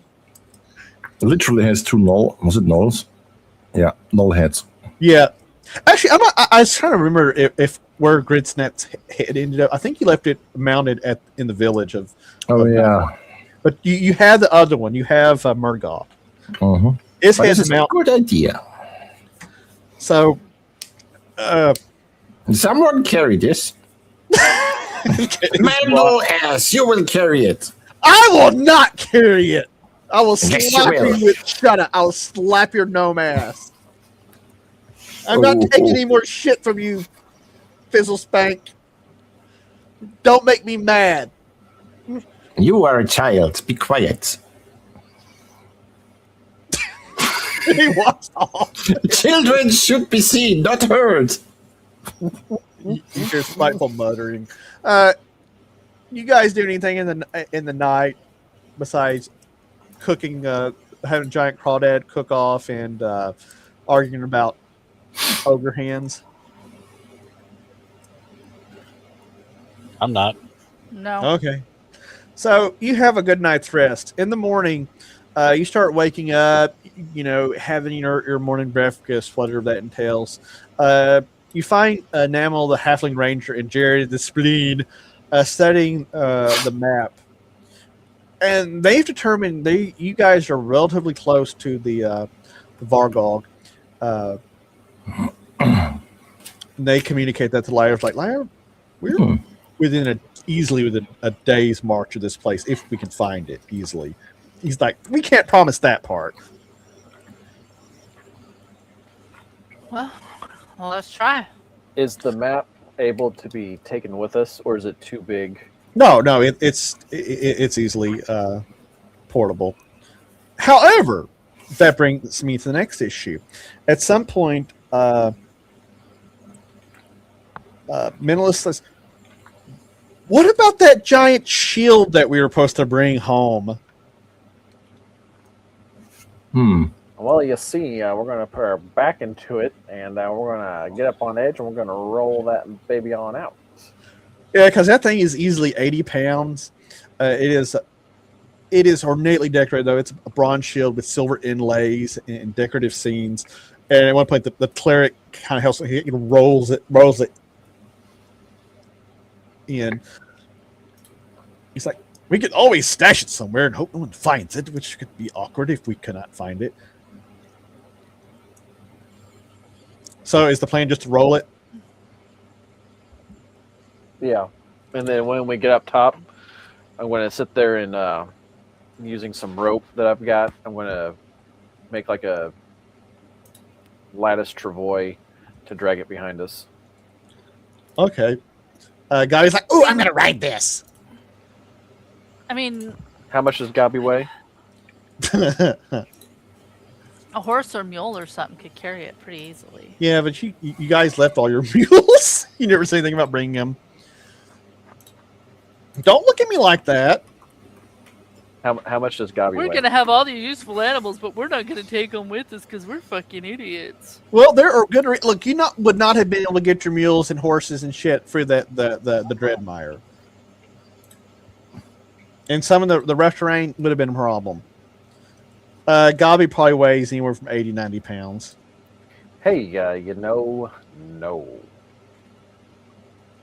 The nose? Yeah. Cade says no because you can smell them from here, and that's a big no. Yeah. So Yeah, right. But I will let you hide behind it in battle if you want. You see, because throw that baby up and hide behind it. I don't usually hide. You might want to hide from it because you dance around and prance around naked like a peacock. Yeah, well, you see, I've killed more snakes than you have. Don't you say anything about the snakes! He lets out a snarl.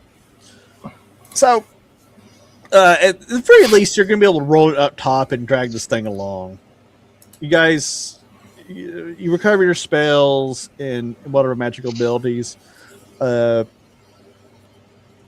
going to exit through the legionary portal up top, and the ranger and the hunter are going to try and do their thing and navigate you to the location on this map. By any chance, I guess never mind. My character wouldn't know that. Never mind. But I'm curious now. Is where they think we should be heading close to the place that glowed blue when Cade looked at it? No. Just for I don't think I told anyone that. he did. You didn't. Oh, but yeah, no. if you wondered it, no. That was out of game. So Yeah. So you guys set up with these guys with your trackers in the lead. The going proves quite difficult as the terrain becomes more and more challenging. You run into some really thick underbrush, bramble, and complicated matters is the fact that Kruggle's map neglects to show an exact location of anything. It offers a vague idea of the direction and location where it lies somewhere along the base of the ridge, but you're not quite exactly sure where. And your trackers do communicate this. And you track for 8 hours around the area, searching up and down for any features that seem to match the map. Sometime around the 9th hour, the halfling Namel notices a set of goblin tracks. Guys, I think we found goblin tracks Are they here. gobbies? No, they're not gobbies. Yeah, I think there's some big tracks here. It looks like ogre tracks. Jared's like, yep, he's not wrong. I'm gonna ask Lyra. Hey, Lyra, can I see that rock? Can I hold on to it for a minute? Fight. Pet rock. Fisticuffs. Do we even know if that rock works for anyone other than her? Right. No. It works for what I want. Right, but it doesn't know if it works for what I want. You see, so, You'll actually find out it doesn't work at all. It just has a couple. If you want what you want, it's probably in your pocket. Oh damn! so I'm going to play a little pocket hockey. Is that what you're saying? With yourself, yes.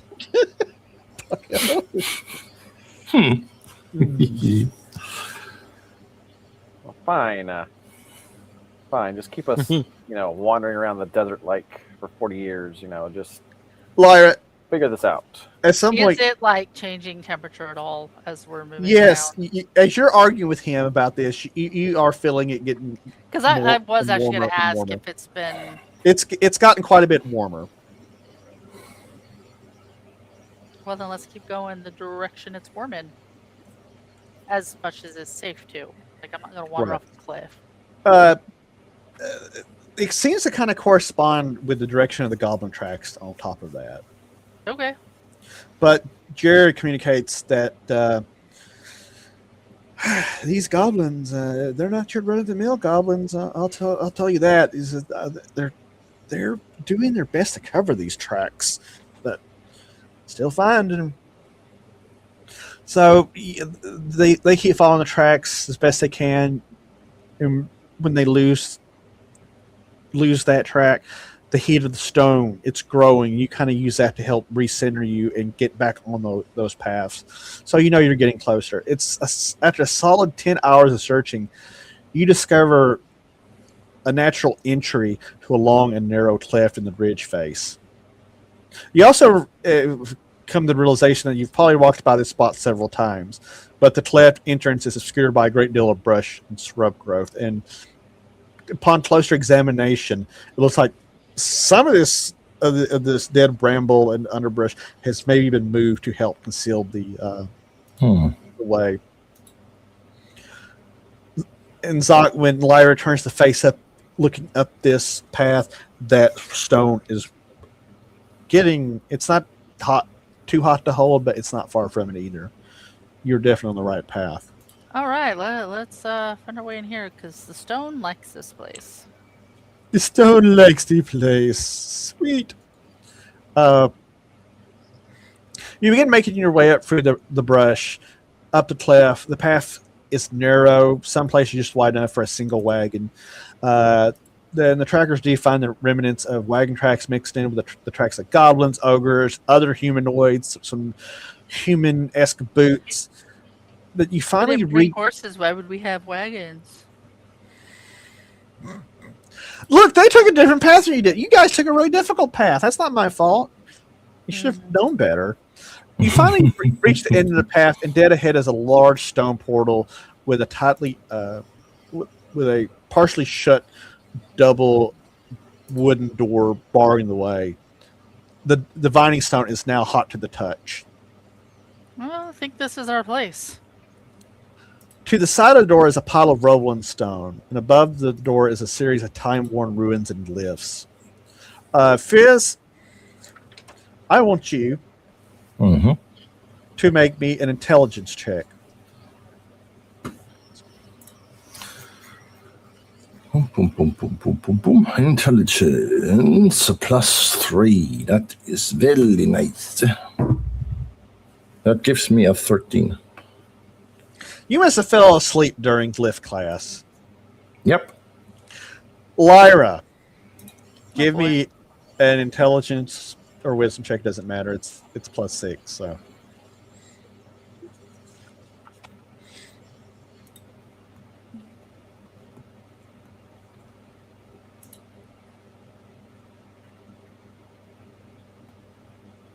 Oh, 20.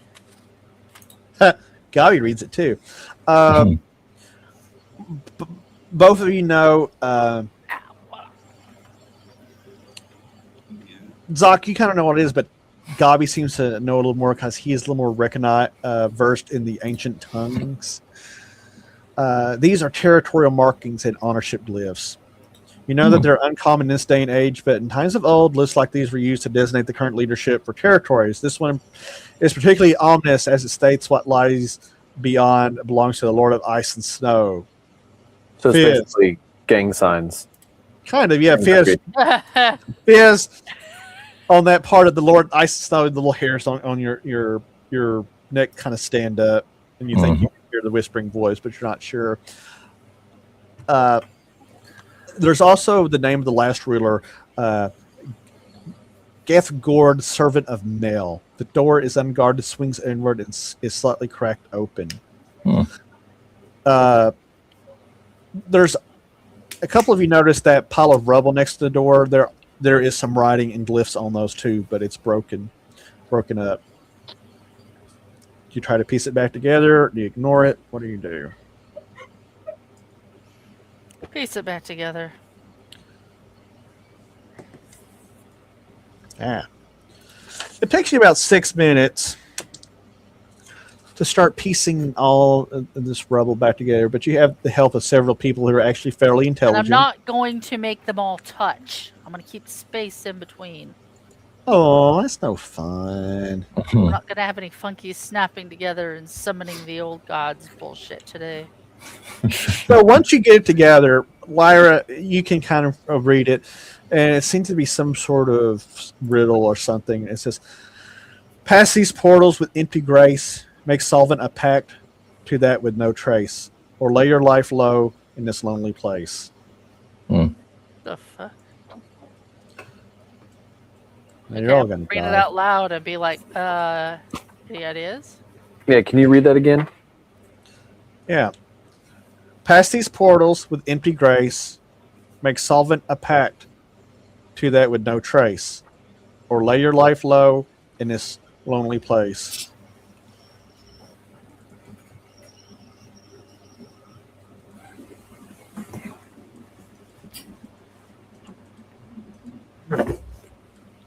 Which prompts Fizz to say, that's terrible poetry. He's not wrong. Fizzle says, I don't... Gabi says to Fizzle, I don't think it's poetry. I think it's a riddle. Riddle is not poetry.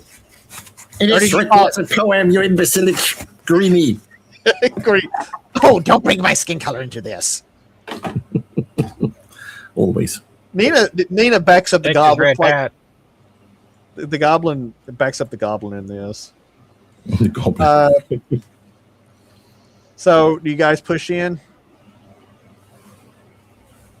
Well, first, I think we ought to try to, like, what the hell does it mean by, Yeah, beyond grace? Will you put it in the chat? Okay. I'll put it in the private chat.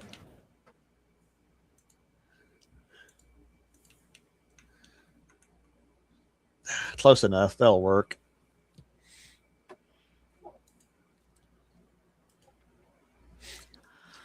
Okay, with empty grace. Make solvent a pact?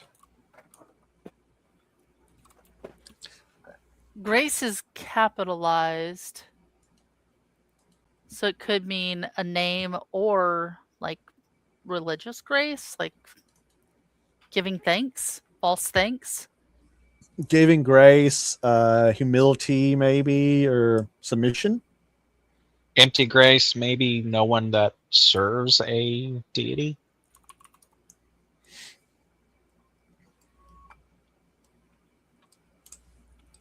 So we have to make some sort of solid oath. Well, it says to make solvent, so we would be, like, terminating the contract, right? Or am I thinking of it backwards? What if it's go past the portals, go past whatever doors are there. Someone who does not have a pact with some deity or whatnot, then makes a pact, or you die. Interesting.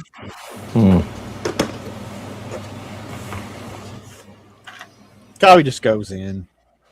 See you guys later. See you in hell. Did you make any Winston. pacts with the old god last time you were brainwashed by him? No. Yeah, because a solvent dissolves. Why would I do that? So it does make. Which would make me Well, think that we're trying to get rid of a pact. Yeah. Well, I was gonna say, doesn't solvent mean to make something happen? Yeah, solvent is what you use to dissolve something into a solution. So like water would be the solvent in making salt water, etc.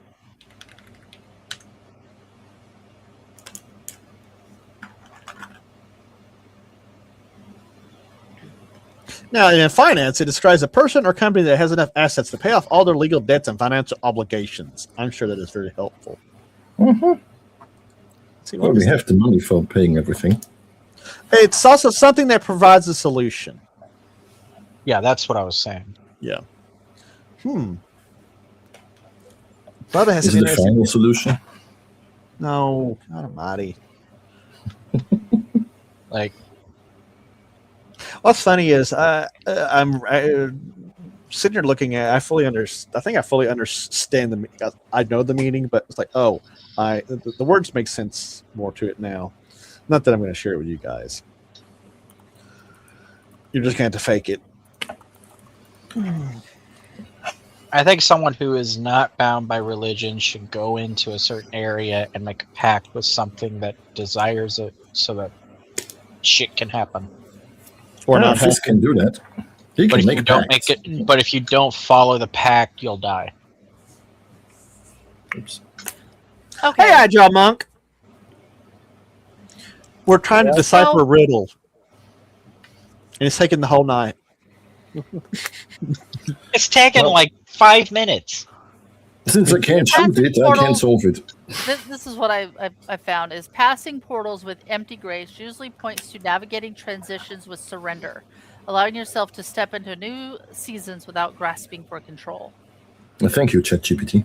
So we're just like walking through blind and Hope for the best. yeah. Or maybe they're heavenly portals that lack their heavenliness. Check it. Let's try. Or maybe there was a gnome a long time ago who was just fucking with us. It's It's fine. possible too.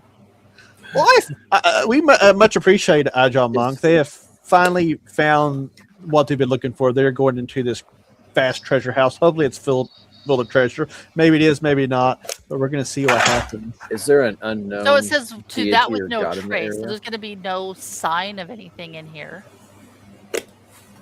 right? Maybe Shouldn't be. Oh, we Is didn't there have the some sort of KGP. forgotten. this riddle is God. actually quite brilliant. The more I think about it, like, oh my god, this is brilliant. What it comes to actually saying is take a left and you'll find the door. Right, right.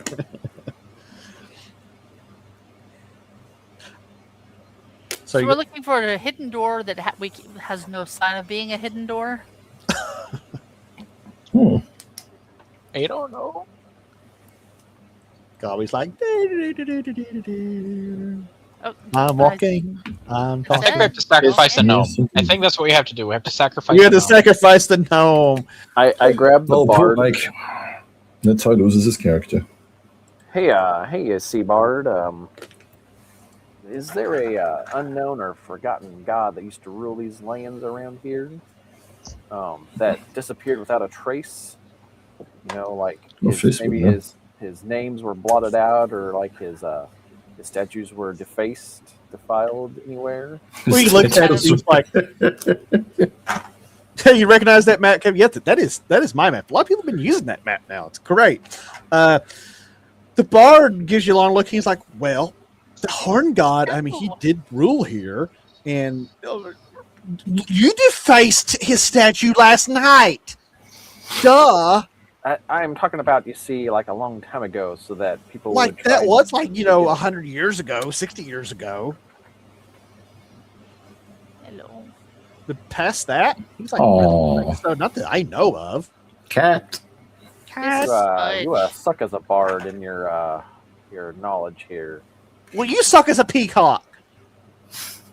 Whoa. That's an insult to personal honor. Yep. Duel. I slap him with one of my gloves. He runs and she's like, "Were you even trying?" And he walks off. And yet you still rubbed it. So what are we doing? Going in. The cleric's like, okay. What's her light situation? Who wants to be? Because past the portal, it's kind of getting dark. But as you get Well, through I can here, pop up some dancing lights. well, you can see a little bit of a light down the corridor. Before I enter the portal, I am going to dig a hole and bury my gold. Okay. I'm going to bury the valuables. And He's never going to find that again. It's like a On squirrel. on a D100, you will find your stuff again. Well, no, because I'm going to remember. It's just going to be right by the door. And then we're going to leave out of a different fucking doorway or something. It's going to be one of those dungeons that you can't go out the way you came in. Okay, everybody who's went for the portal, I'm I pretty need a sure he's saving. making a long-term investment. Everybody who's went for the portal, I need a saving throw versus death. Just kidding. Oh, Okay, some of you hide your valuables. You hide your big dinner plate or giant dinner plate. It's not actually a shield. It's just a giant cloud giant saucer. Hide your kids. Hide your wives. They're going through So- portals tonight. The door is easily open the rest of the way, but the hinges creak loudly as it does so. Beyond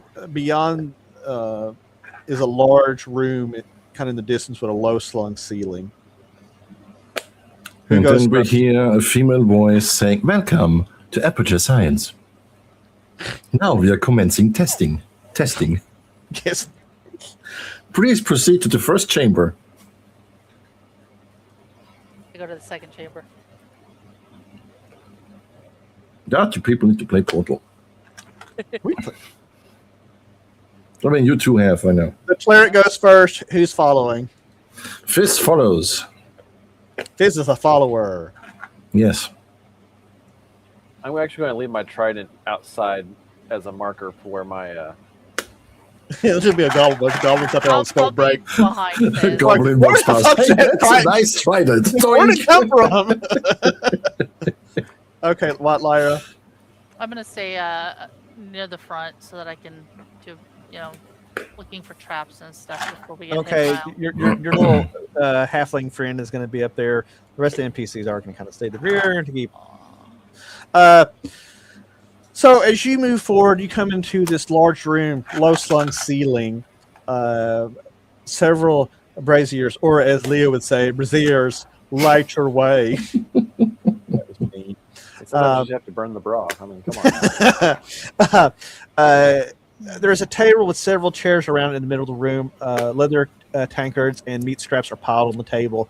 There's a large barrel sitting nearby. On the floor is the braziers with red hot coals in them. Across the room, there's another wide double door that is open. You can hear noise coming from down the hall. There are large sounds of laughter and yelling and carrying on. Lyra, those who have actually kind of come in here real forward, you can tell that this area has been recently used. There were probably several goblins here between the smell and the discarded trash and meat. I am going to use my cloak and hide in shadows and sneak forward. So, okay, you get to right about here.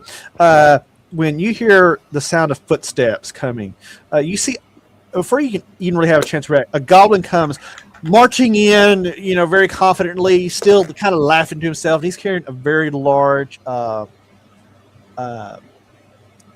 tankard, and he sees you guys, and he seems as unbothered as Skeeter the puppy dog.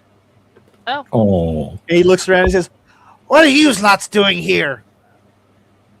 Margalord said it'd probably be a few more days for your lord sent more of your lot here." Hmm. He doesn't see Lyra at all, and thankfully he can't make out much about the elves either. You said that's a Do goblin? I recognize any of these names? It's a goblin. No, you don't. I'm going to respond in goblin and say, well, you see, we're a little early because we got paid to get here early and not on time. 15 minutes early is late.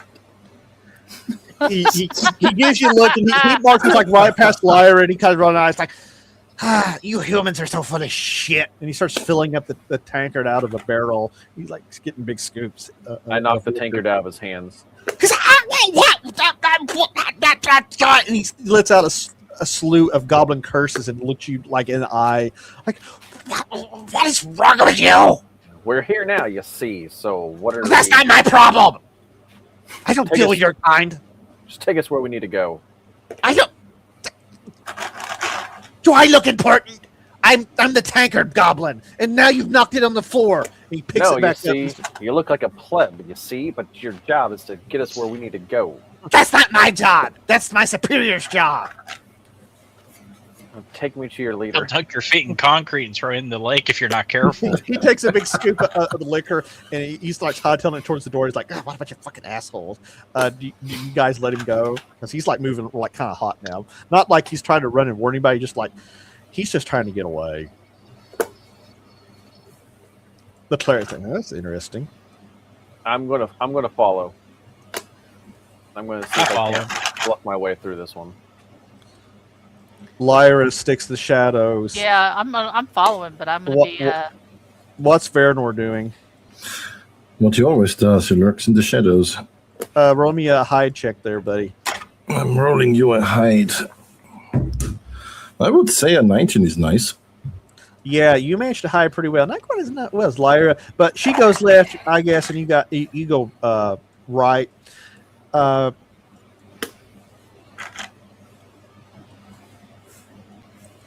You all start marching up through this next little corridor until you enter this large entry hall. It's a large, broad hallway with 4 doors opening onto it. All the doors are open, light spilling out of 2 of them. The hallway ends in a brightly lit chamber several lengths away, and that is the source of the noise. Further out, you can hear the bleating of sheep, but intermixed with more laughter of goblins. And it's kind of echoing in here, this large, mostly empty hallway. You continue following the goblin? Yeah. Does the rock? It's getting warmer. Okay. Does it seem to be wanting to go to either the open doors off the sides of this chamber, or just towards the end? Not that you can tell. So Lyra, you get to this door here. And if you peer through, you can kind of see into it. It looks like some sort of loot sorting room. There's a piled mismatch of broken sundries, discarded junk, obviously from various caravans and houses that have been raided over the past several months. There are piles of clothing, a few broken crates of foodstuffs. There's a little tub of nails that's been knocked over. There's metal ingots laying here and there, as well as several lanterns, pitchforks, and hoes. Not that kind. Tool hoe. Most of the valuable useful materials have been, there's a lot of stuff in here, but you don't see anything outstandingly valuable. Useful, yes. Valuable, no. Okay. That's my favorite part in Modern Family is when they're outside and the mom says, "Quick, grab a hoe, make it look like you're doing something," and the brother grabs his older sister. Vernor, actually, the room that you come to, that door is closed. You try to peek through it or anything? I am peeking.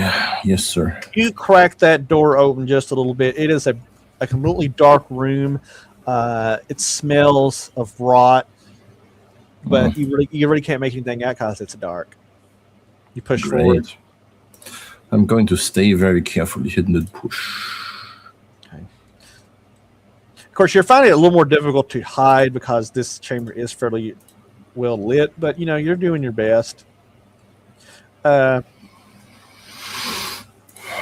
Cade and Esteban are on the heels of the goblin, correct? Yep. Yes. All right. That's just actually me killing time as I make preparations for horrible things that are about to happen. The goblin moves through the door, and you follow through. You reach through the door. This door, the room was wide open, so there was light spilling out. You get the strong scent of goblin alcohol. There's a group of goblins who appear, they've just probably returned. They are celebrating with food and drink. Most of them are not wearing armor. There's little red caps laying all over the place. There's several dozen bedrolls where they've been sleeping. A large cooking spit in the middle of the room with flames licking what appears to be a very large dog-sized roach on a cooking spit. There's two goblins by the fire with spears that are poking at this creature, laughing the whole time. There's a large open cask sitting on the ground by the fire and a pile of wooden cups besides pools of spilled wine and an empty overturned cask. All the other goblins are gathered at the far end of the room, throwing dice, drinking, and eating. Only four of the goblins in the room actually have armor on, and they seem kind of unbothered by your appearance. Will you move the screen real quick? Oh, sorry. The VTT up. Thank you. There we go. You guys come in. Who is all going to go into the room? I will. Lyra, sneakily. What do you mean straight and nasty, bro? What is straight and nasty? Veranor, are you going to cross over to the other side of the room? Yep. You cross over the side of the room. Gabi's kind of hiding in the back, kind of concealing his presence, which, might seem odd to some.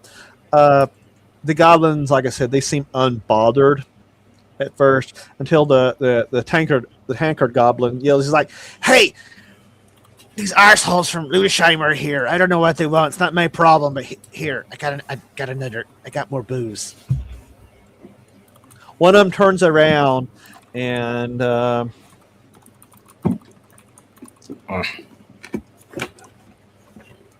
turns around and looks Esteban dead in the eye. Esteban, are you wearing kind of hoods or anything? Or is your hair long enough to hide your pointy ears? Yes, it is definitely long enough to hide my ears. Okay, you're both half ears. They don't seem to notice that you're elves. And this one goblin kind of stands up and looks around with his gnarled, long little nose, crooked teeth. He's like, "Oh, you better pop more gold and platinum if you want to get your boy back. Because the boss is not going to take anything less." Yeah. Well, you see, where is the boss man? You see, because that's why we're here. He gives a little bit of shrug. He says, "That's above my pay grade, but I can get somebody to get him down here, or get you there, or that they all hide in the far back, and we're not allowed to go up there. You see." He starts kind of mimicking your shit. I'm going to walk up to him and goblin. I'm going to grab the back of his neck and say, "Well, you see, Why does he sound like fucking Popeye? you take me to see the boss." He hisses it and he pushes back at you, and his hand goes for a dagger. He's like, "I'll cut your guts out right here if you put your hands on me again, you snilly human." I'm going to outdraw him and pull my cinqueta and place it against his throat. You find a blade. Okay. Roll a 20. No. D10. We'll do a side initiative here. I rolled a 10. Ooh, you get it, and you get that blade right to his throat, and he gets it out of the sheath, but not to quite where he wanted it. He's like, okay, there's no reason for violence or ill manners. Oh, well then, you see, Then do why what I isn't there a say. place? What, Esteban? Well, you see, do what I said then. Take me to your leader. It's like the other goblin's like, "No, you told me that. This is a different goblin. Can't you tell the difference?" I press it a little bit so it just barely draws a drop of blood. He hisses from behind his teeth. He's like, "I'll take you," and he slides his dagger back into its sheath. He says, Don't drink all the alcohol, and don't eat that roach. It's mine. Save me some." And he tries to pull away from you to head for the door. I'm going to keep my hand on him. It's like, He was the fucking roach. Like the size of a medium-sized dog. Ugh. He found Bubba's trigger. Wait till you No, fight the not roach trigger. queen. I'm just like, oh god, I don't want to fucking walk in on that shit. Fucking rad roach? Hell no. Wait till you fight the roach queen. So the goblin starts leading you out, and he sees some of the rest of you, and he sees the halflings, and he's starting like, Greg, how are you walking with him? Are you like hostage with your blade to his throat? No, as soon as we walk out, I take it off his throat, but I keep it in my hand, ready to use. He finds the situation very strange, and he says, he kind of looks over his shoulder at you, and he's like, "You're a master of the heart, all kinds of sorts, aren't you?" And he keeps leading you. Lyra, what do you? Did you slip in that room? Do you slip back out? What do you do? I will slip back out. So, Is there a way to Lots lock of the door from sneaking. the outside? this big door. No, the goblin door. You would have to spike it and do it in a way that they don't notice. You'd have to close it first, which might raise the suspicions. Gotcha. You enter into a large chamber. This large hall it currently accommodates several wagons and carts. You realize this is probably where troops were mustered at one time. Currently, you can tell the goblins are using this to store some of the loot they intend to keep or large items for which they have no use. There are several sheep. There's several donkeys. Most of the objects you see here, the material that's not much in the way of treasure. It's more of just utility items. Are the donkeys hitched to the wagons? The donkeys are in a little corral with a lot of the sheep. Okay. Are the wagons able to be hitched, or are they like broken down? No, they're actually in pretty good shape. So I'm going to give random hand signals to Lyra to tell her to check out the wagons to see. If we okay, can hold on, forget. Let me fully set the scene here. Okay. The room itself, it's crowded with mundane loot. There are free wagons in here, several donkeys, half dozen sheep, crates, barrels, piles of ill-gotten gains from numerous raids. There are also 2 wagons, half torn apart. Interiors, not the wheels. They are being... some of those are just being stripped of the goods. There are a couple of wagons that are being torn apart, apparently for firewood. There are several large fires burning in pits at either end of the room. 3 broad passageways leading off from this room. There is a massive gnoll standing on one of the wagons, rattling through a crate and casually tossing crap aside.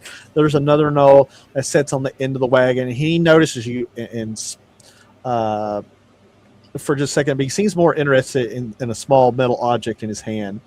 They're both armed, wearing armor.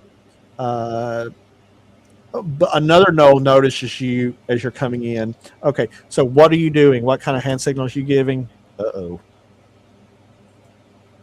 just random hand signals, trying to get her to go look at the good wagons to see if we could be able to maybe steal them if we need to make a quick getaway.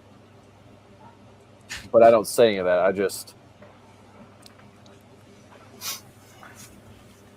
Yep. Okay. Lyra, do you do that? Well, Yeah, but I'm also, I kind of get the vague gist of what he's wanting, and then my next thought is he really needs to learn to use proper hand signals. Well, he's using elfin sign language, and you're using human sign language, and they're different. Well, I would probably be more likely to be using a thieves' cant version, but I mean, well, that's what I figure she knows, and so I'm just trying to mimic it. What I think it would look like. You know what? this feels racist somehow. Esteban, give me a charisma check to determine if you even make this. Let's see here. I get +2 to all my charisma checks. D20 plus 5 total. You got to roll kind of Yeah, you're gonna need it. With the +5, that is a 6. Lyra, nobody know. Some of you are wondering if he has some sort of Tourette's or having a seizure. You're not sure what's going on. Varian asks Lyra, why does he want you to take off your pants and do cartwheels? Jesus. Oh my god! But does she? No. No. Oh, Lyra, what do you do with this epileptic fit of weirdness?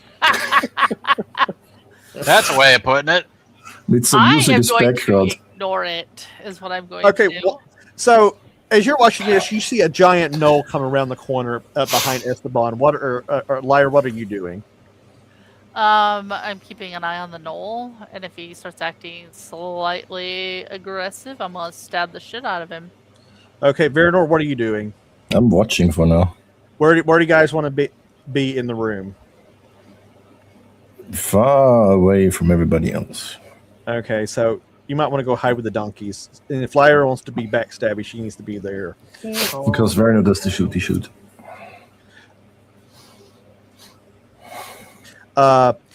So Esteban, Kate, I assume you're right, like standing next to Esteban as you're, confidently walking through here like you own the place. Yeah, pretty much. So you guys don't immediately notice this giant, huge ass knoll come up behind you, and he comes up and taps his fingers on Esteban's back in a weird kind of hyenas voice. What are you bringing these strange people in here? They not human. He's sniffing the back of your neck like a dog. Ew. What do you say, Esteban? Knoll boogers. Hey, Greg? watch. Watch where you're putting that sniffer. You see, I don't want your nasty slime all over me. And who are you to talk to me like that? You see, He puts his pawed hand thing, like kind of right in the chest, kind of pushes you back. He's like, "You have no right to question me. I'm a raider." Do I take a step back or do I absorb the push? Give me a strength save. That's a 13 on the die. Yeah, you don't take a step back. You take several steps back as this big thing pushes in on you. And the goblin turns and looks at him. He's like, "What do you mean? This ain't a human. What are you talking about? Look at it. It's long, ugly, and pink." Now several other gnolls are starting to stand up and take notice. And then from over here, you hear some heavy footsteps as a fairly large ogre steps out and looking around the corner. And the big gnoll's like, "No, I've smelled humans many times. These don't smell right." And the goblin's like, Can he really smell me with Cade being so near me?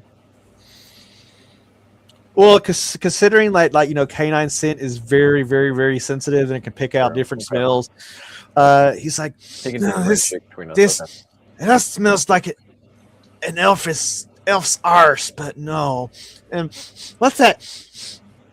He turns to Cade. It's like, "That one smells like the most horrendous fart I've ever smelled in my life." Your face looks like a smashed-in dick that went into a car door. "You have big balls on you, little stinky man." And he shoves his paw into your chest too. You take it. Like a man. You take it like a man. Do you say anything, or do you get into it? I'll take it, but I'm just also kind of like looking for the sign of fuck him up, Like everybody's kind of in all of this Tourette's bullshit. I'm waiting for the sign that says kill him. And the goblin's like, "No, they're here to pay the ransom, and maybe pay us more gold to do the thing. The thing, not the other thing that we've been doing. The thing." Suddenly, the goblins are all Italian. Gobble was here tonight. The gnoll shakes his head like, "No, they would not have sent half breeds." Cade, what are you wearing? Shoulders up. Are you wearing like a cloak over your head? Shit, I don't recall. Well, you tell me. I don't care. Whatever. Yes or no? Or do you have long hair to hide your ears? I have a leather coat on, so it's not like I don't Do you think I have have long- a hood up. Okay. Do you I have don't think I long have hair? a hood up. No. He tries to grab your head and turn your head so the goblin can see your ears. Hey, He's like, These you either are pay not for it or you get dinner first. No free touch. he ignores you. The goblin's little jaw drops. He's like, Oh, they don't have elves. No. and he starts stepping back and looking back and forth. He's like, I think we have problem. and the Get your hand Noel off my fucking head, Noel. he Kill the shoves goblin. he shoves you away from the forehead, and then he turns to Esteban. It's like, Tell us, who are you really working for? Well, you see, we were sent here to pay some ransom, but along the way, our leader man got eaten by some sort of ogre named Who do you Krogel, serve? Nurgle, Schvergle. Nurgle. What's the name of the god thing? Unclor. Uncle yeah. But what you see here, Unclor is who we serve. He starts into that hyena high pitched cackle. Ah! And he starts laughing just manically in your face, and he pulls a weapon. And he's like, The Baron doesn't serve no horned god. "Who wants to roll initiative?" A bear is a bitch. I do. I got a 7. I got a 6. Boom. Okay, Zoc got there first.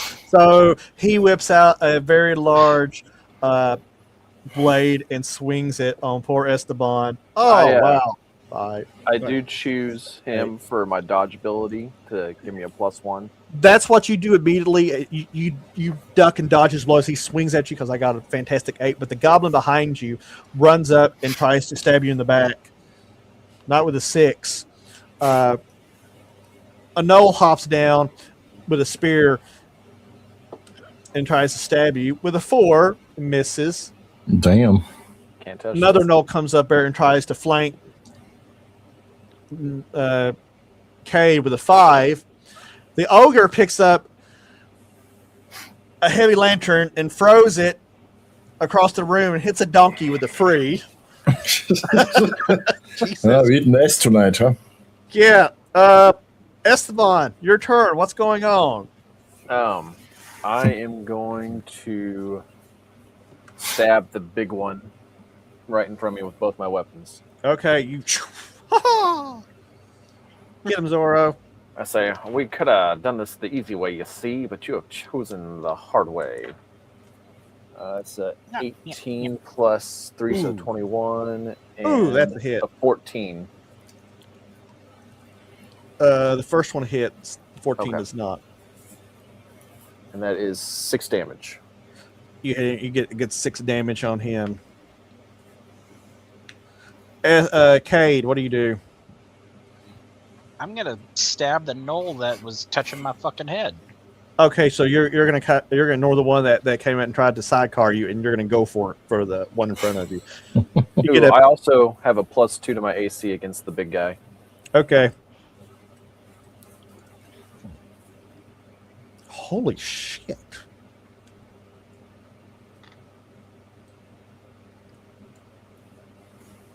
16. +1 from flank attack. That's a hit. Oh, that was roll total. damage. Oh, I'm getting you a +1 because it is a side. It's a side maneuver. So it's to the side. 9. Total. Yo, you come here and you plunge your ethereal rapier deep into his side. He lets out a angry cry of pain. Lyra, you're standing back there behind a bunch of crates with your little elven cloak of I hidiness. should be behind a stack of crates. I should be right behind the big dude. Well, okay, you're right there behind him, and you go to work because rogues do it from behind. All right, I am actually going to specifically aim for the backs of his legs, like the tendons. Try to get. Okay. Yeah, with one of my daggers. Okay. Tell me what you get. You cut him across the buttocks. 17. Dogs. What in the buttocks? 22 Oh, to yeah. hit. Jeez, wheeze. Okay, that's gonna be triple damage. Big money, big money, big money. No whammies. Where's my D4?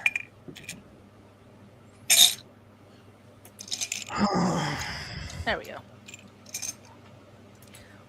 3,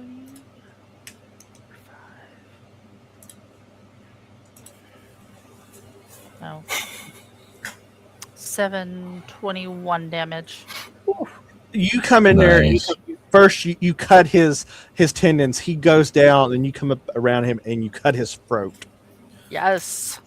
Sweet. You murk him hard. He goes down with a thunderous thud. So if I on the get ground. 2 attacks with daggers, can I attack somebody else? No, you can get 2 attacks on one target. I tried. You tried. So close. Varanor, you're over here. What are you doing? Oh, is this one? Where is it? Oh God! Is this guy with the back to me? Yeah. I'm shooting him in the back. Shoot him in the back.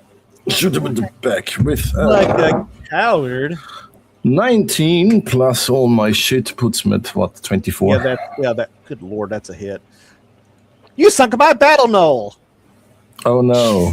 Christ. Fuck! How much does this thing do damage? Is that also triple damage? Because That needs to be a God damn! That is a 9. 9. is it triple damage for being a back shot too? No, you tried to. Thank you. Yeah, I'm going to take a note of you sunk my battle knoll. Maybe that'll be the next T-shirt.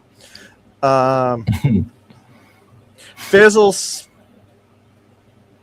It's kind of weird not having being down 2 players. I don't. Who am I supposed to go to? Fizzle Spank, you're back there. What are you Fizzle doing? Spank waits in with his fiery staff. So he's gonna get to right about here. He's like, Yep. running his little ass off. New initiative. Fizz, you get to go. Oh God! Where's my 10? There's my 10.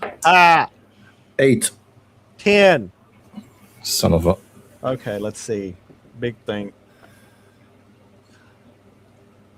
Uh-oh. That goblin tries to attack you from behind again, Esteban. Mhm. Nah, let's see, 10. No, that's not going to be able to hit. The other Knoll is going to try to attack you. Fuck that dice. I can't read. That's worse. All these Nice. all these Knolls are missing. They must have been drunk as hell. The ogre is going to come up.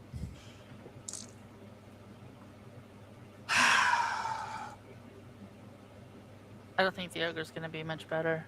He swings and Cade ducks that attack, but the rest of you guys here, the cleric go, guys, we have a problem back here. Oh, it's a bunch of drunk, unarmored goblins. You'll be fine. With trained attack roaches. No, it's on the spit. You don't know if they don't have more in their back pocket. They're not going to eat their dogs. They're goblins. They maul. Okay, so that point of initiative was pointless because I might as well just not rolled any dice because there we go. Esteban, your turn. I'm going to stab both the Knoll and I'm just going to and then the goblin. So that's a 16 on the Knoll and a 17 on the goblin.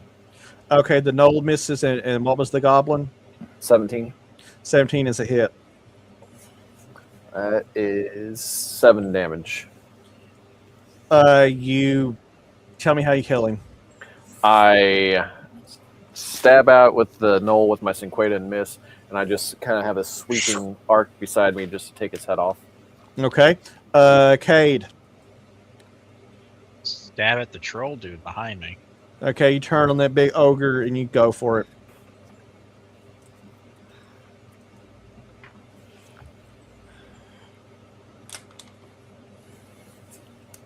Uh, 13. 13. You don't get purchased with your attack. Lyra, your turn. I'm going to stab the troll thing. Okay, stabby the troll. No, I'm not. Wow. She runs up. She tries. It wasn't a one, but it wasn't great. Well, they all can't be winners. You fell. Fizzle Spank, you're up there. What are you doing? Am I in the mix? And I'm lighting my staff on fire. Okay, you can get. And I Shrek with the staff. Okay, the closest target is the giant ogre. Yes, ogre, I'm Shreking the ogre that with ogre, the if staff. he gets on you, he is going to fluff you up. Yeah, he's too big and stupid. That gives me a 15. A 15 total. 15 total. 15 total. Is that on the die? Okay, you said total. I'm sorry. I'm wrong. It's all. He parries your. No, I'm not. He parries your blow. That's unfair. That's That is racism. I'm going to sue unfair. him. I'm going to summon lawyer. Oh no! Immediately bound in red tape. Is this like summoning a demon? You have to like make a blood sacrifice or some shit, and out Yep. comes a guy named like Jeremy, and he's here from like Yale, and he's like Yep. arguing on your behalf in the court of appeals or some shit. Yep. He's wearing a There's a wolf suit. suitcase and everything. Oh, Wow. I got nothing. The cleric. Well, I roll for the good guys, and they roll great. They are blessed with awesomeness Mhm. as it goes. For what's Veranor doing? Verno is shooting the same dude again. Okay. Because the dude needs to go away. Oh, hello. That's a 19 plus all my shit again. What the Oh, hell? that's a hit. Where's my... There it is. +1, that makes it 8. 8 8 total. damage. Yes. 8 damage. Okay. You put an arrow into him. He stumbles a bit, but he's not down yet. Let's go ahead and go to a new initiative. Greg, how about you roll D10? Damn. 5. I got another 10, which, it's probably not going to matter much. Fizz, ogres must really hate gnomes or want to eat them. Ow. He is going to take his giant spiked club Uh-huh. And miss. and swing at you, and just going to barely make your AC. Good lord, the stats I gave this thing are really awful. This is going to be funny. Not for you. 5, 6, 7, 8. God, 9, 10, 12. Oh, no. He comes in with this overhand strike with this club. Let me check those numbers again one more time. Let's see. 6, 7. He hits you, bunks you over the head with this spiked club. Somehow your pointy hat catches the spikes, but it doesn't keep the blunt force trauma from delivering 12 hit points of damage. He just bangs you into the floor with a big stick. Wow. Ouchie. That Noel is going to try to attack Esteban again, but he slips on his own blood and falls as he fumbles. Last Noel. Oh, so he's prone. Yeah, he's prone. He's going to be easy to do next turn. Well, that is unfortunate phrasing. The ones down in the hall, goblins are shrieking and crying out and trying to stab people. Wow, not with 2s and 4s that are not. You hear a strange, almost dog-like sounding creature in mentalist scream. Ah! I'm not sure what's going on. The fireball goes off, and the whole chamber collapses, and everybody dies. Nice. That's going to be a miss.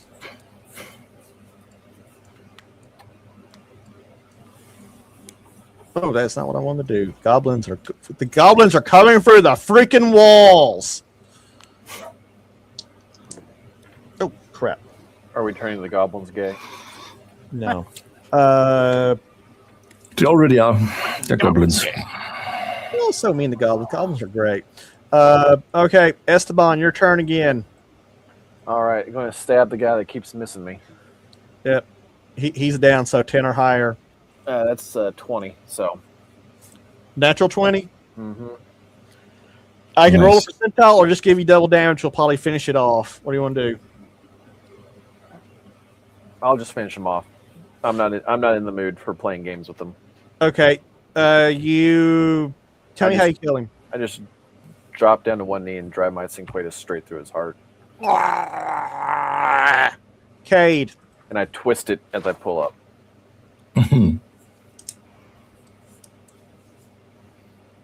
Can you move the map back up? Sorry.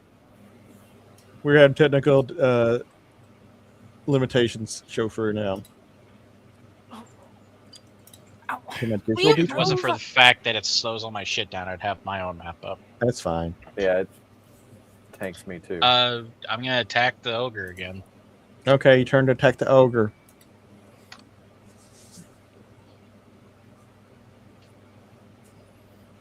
$23. That's a hit. Oh, good job, little whelp. Oh, was that the blonde chick? Something. 6. Jesus Christ. 6 hit points of damage? Yep. Yeah, you get a good hit on him. Lyra. I keep putting my dice away. I don't know why I keep doing that. I'm gonna try stabbing the troll. It's an ogre. Learn the difference. Whatever. 18 to hit. That's definite hit. Real quick, Kevin Hashinger, I want to give a big thanks for your gracious tip. Woo! You are an awesome human being. What's your damage? Technical question for you, Sparky. Is everyone on all of the streaming platforms allowed to join in on the raffle, or is it only on one? You have to be on Twitch because that's how the only way the software runs. Okay. It's integrated to do Twitch stuff. So if you want to get into the giveaway, you got to come here, follow, and exclamation point raffle and la da da da. Oh Lord, we're almost wow. What'd you get, Sock? 6 points of damage. You hit that big old ogre for 6 hit points of damage. Fizzle spank. Rinse and repeat. Rinse and repeat. You're going to try to hit this ogre. Yes, I'm going to try to hit this ogre with a 1. Row. Oh no! Oh, yes. Roll percentile. This is how Fizzle. 47. This is how I 47. die. I set him on fire, and he burns. The cake on fire. Oh, no. Okay, Fizz. You get a moment of deja vu right before you try to do what to make this strike, and you kind of stumble, but you just had this feeling like you've been warned of this. I'm going to give you a saving throw. Oh, God. Give me a dexterity saving check. Oh, that's a +2. Yes, it is. It's a +2. Let's see. Get a 12 or higher. I have an amazing 11. Okay, because here's a bonus you didn't know about that was written down several weeks ago. The divination and warning of the witch, it gives you a +5 on a save. This is going to be it because I rolled a critical hit on self. Oh, wow. Double damage. So whatever you got, that was probably going to be really bad. you manage to fling yourself out of the way while only taking 2 hit points of damage. But your staff flies out of your hand and slides up under your arm. You're just going to find it if you don't die. But that double damage with that, there's a good chance you'd have killed yourself. Oh yeah, but, with the fire. Yeah, but you have a moment, though you would never admit it to anybody else. You're like, God damn it, that witch knew something. But she did warn you that the greatest threat of all that you were going to face was yourself. Baranor, turn. Well, it makes sense, doesn't it? He's the greatest, so of course he's the greatest threat. Only I can kill myself. Shooting on the, what is this, ogre? Shoot. Did you get a 20? Oh, give me a percentile there, buddy. Where does he shoot so well and fucking freeze hits himself? You know what the 86. I'm not superstitious, but God Lord, dice do weird shit. Did you say 86? 86. Triple damage. Jesus. +1. How much is 9 times 3? 27. 24. Thank you. I finally did as much damage as Lyra does. And that was on the ogre? That was on the ogre. Okay. You put that arrow right through its eye socket into its brain. No, through the mouth. Oh, through the mouth. Up through there. And it goes out in the rear. Straight through the medulla. Switches him off if he dies, and it just drops then. He just he Yeah. drops. Switch out. Switch off. Switch on. Switch off. Smart arrow.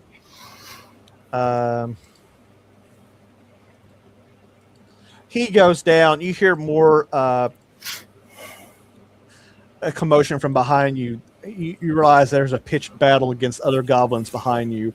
I guess new initiative. I got an 8. Hoover's quickest on the draw. I got a 7. I mean, a lot of good it's going to do because we know Sparky's not going to hit. The Gnoll takes a look around, realizing, shit, I'm the only one standing. He's going to take a wild swing at Bubba, and he's going to tear off this direction. Can we attack him as he runs away? Let's see. Greg, I'll give you a single attack. A reaction attack, which is old school. People don't realize that. That would be an 18.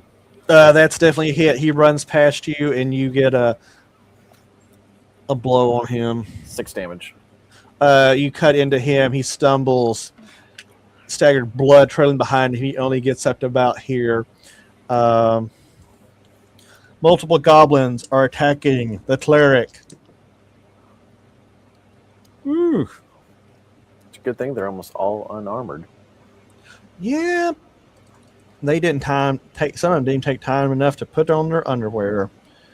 They're going to fight those guys off. The poor little bard is... Ow. The bard takes 3 hit points of damage. Goblin dog is going to attack Mentalist. Wow, 2 misses. 2 more goblins are going to attack him. Miss. Okay, Esteban. I'm going to give it to you since you got the reaction attack. Yep, I'm going to run up to him and I'm going to double stab him. Double stab him. I'll give you an extra +1 on both those since it's a rear attack. All right, so that'd be a 14 and a 15.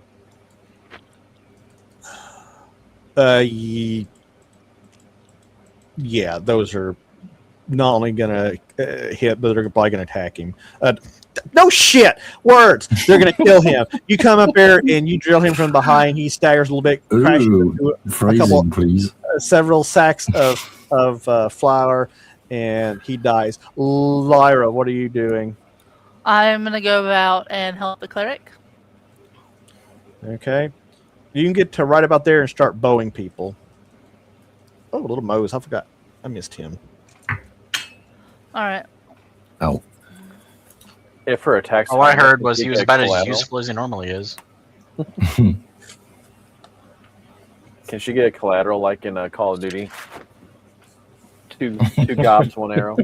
13. That's a hit. Ooh.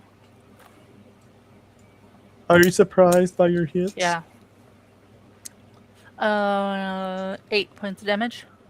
You put you drill a goblin in the ear with an arrow, and he drops. Varanor, what are you doing? I'm gonna join Lyra. Okay, you're gonna. Wow, I rolled terribly. I'll let you. Since we're running kind of late, I'm gonna let you go that close. Take an arrow, or what do you want to do? I'm shooting with a 17. 17. That's gonna be a hit on It's a gonna be goblin. hit on the goblin. That's a 6. 6 damage. You put one of the armored goblins down as Gabi puts down one of his. Menelus is over here swinging. Cade, what are you going to try to run in and join the fray? Yeah, Okay. be about as much as I can do, probably. Yeah, I'll just run in. Menelus whacks a goblin dog with his staff. Yeah, you can get. Yeah, I'll say you can get right about there. Fizzle Spank, you're still I'm pretty recovering my staff. Okay, you're gonna. That's gonna be your Search for action. my staff. You have to crawl under the cart. He doesn't have to crawl; he can just walk. Your bard is gonna swing and miss. The rest of the party is coming up. Your NPCs, almost hirelings. We're gonna forgo initiative. Goblins are gonna attack Menelus. Miss. A goblin attacks the cleric and gets a 20. Fizz, roll me a percentile. I roll the percentile. Percentile is 54. 54.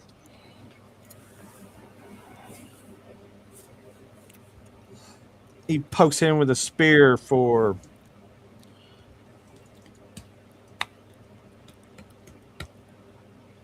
12 hit points of damage. Damn.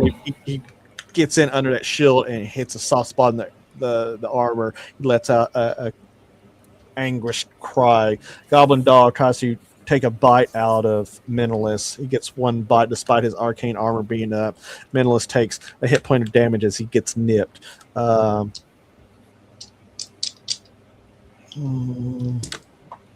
Goblin violence is a sad thing, but no damage is done. Varanor, since you're closest, what do you do? Shoot. Okay, you step in, you take shots. Some random dude with a 15. That's going to be a hit on some random goblin with a 15. With a 5. You put a goblin down outright. Little Mose, he runs up and attacks with 2. Cade, what are you doing?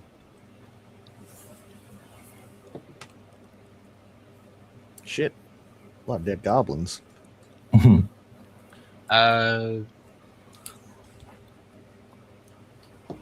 I can, I'm gonna move down to where. Yeah, I'm gonna attack that goblin that's still up. Okay. No.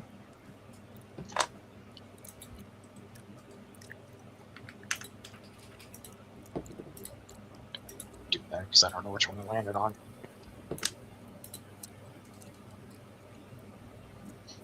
Uh, 11. Unarmored, that's going to be a hit. The bard takes down a goblin shit. too. What's your damage?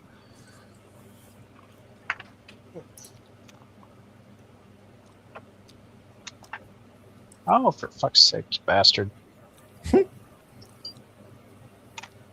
Sounds like max damage to me. Yep, totally. 9. No. Damn, 9 points of damage. Shit, that's enough to kill that goblin. Lyra, what do you do? You're coming up in here. You can easily get there. You're in bow range. What's still alive? There's a goblin here that looks like he's getting ready to bug out, and there's one of those omnug things, goblin dogs, trying to eat Menelus. Oh, shoot the goblin. Shoot it at the goblin. Do the goblin shoot. Nope. That dice rolls like shit. Fizzle Spank recovers his staff, but he's gonna take a moment. Make his way back, and it's going to take a while. Yeah, Esteban, you gonna try to run down and join the battle? No, I'm going to go further north and see if I can't hear anyone coming down that passageway. But I'm going to off to the side so I'm not silhouetted. Okay. You don't hear anything from this chamber up here. Okay. Attack on him, miss. The goblin takes a swipe at Mentalist before he starts running off. He's the last one. Kay, what are you doing?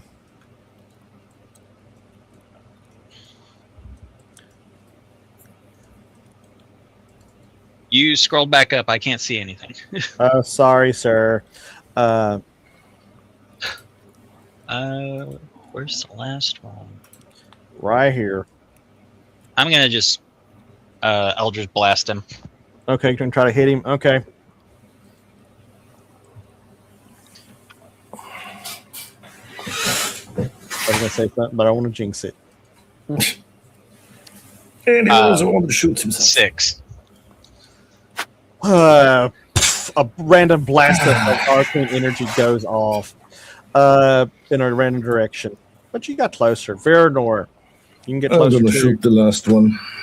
Okay. I don't need to get closer. I can just stay where I am. You I can should kill him burn. from another zip code. Yep. And I would say with the 16, I can do that. Roll damage. I'm rolling the damage, and the damage is a 7, plus 1 is an 8.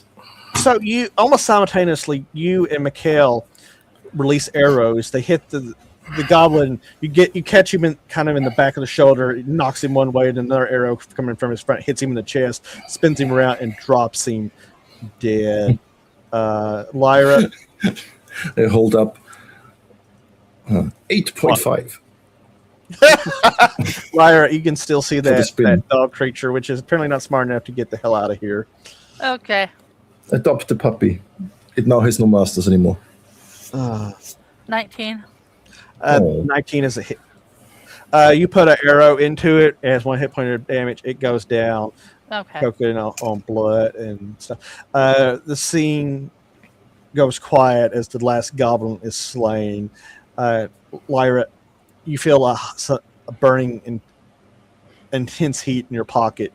The stone is almost hot to the touch, and as you turn towards the north, on this map, technically, the way it's situated, to the northwest, it is burning with great intensity. You are confident what you seek is up that passage.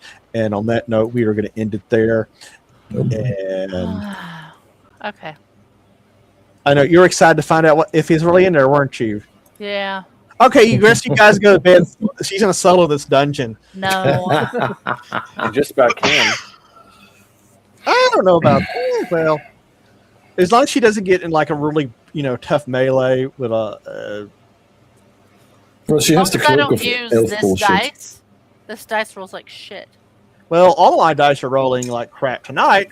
So we're going to do a quick giveaway for one code. We're going to pick a winner. Baxter One has won another coupon. You know what? I have lots of codes. I'm going to give another giveaway for a second coupon. Yeah, I can't even speak. Hi, Brightwing. All right.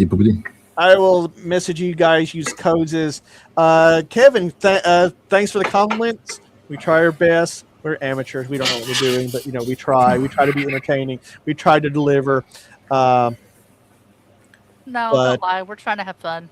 Yeah, we're not trying to be theater kids and roll 20. We're here to have fun and doing our thing together. Wow, and everybody's actually in chat tonight, which is even greater. I love when everybody's in chat. I don't have to we have to redraw because no one's around. But all right. Night, guys. Good night, everybody. Good and on night. that note, Good night.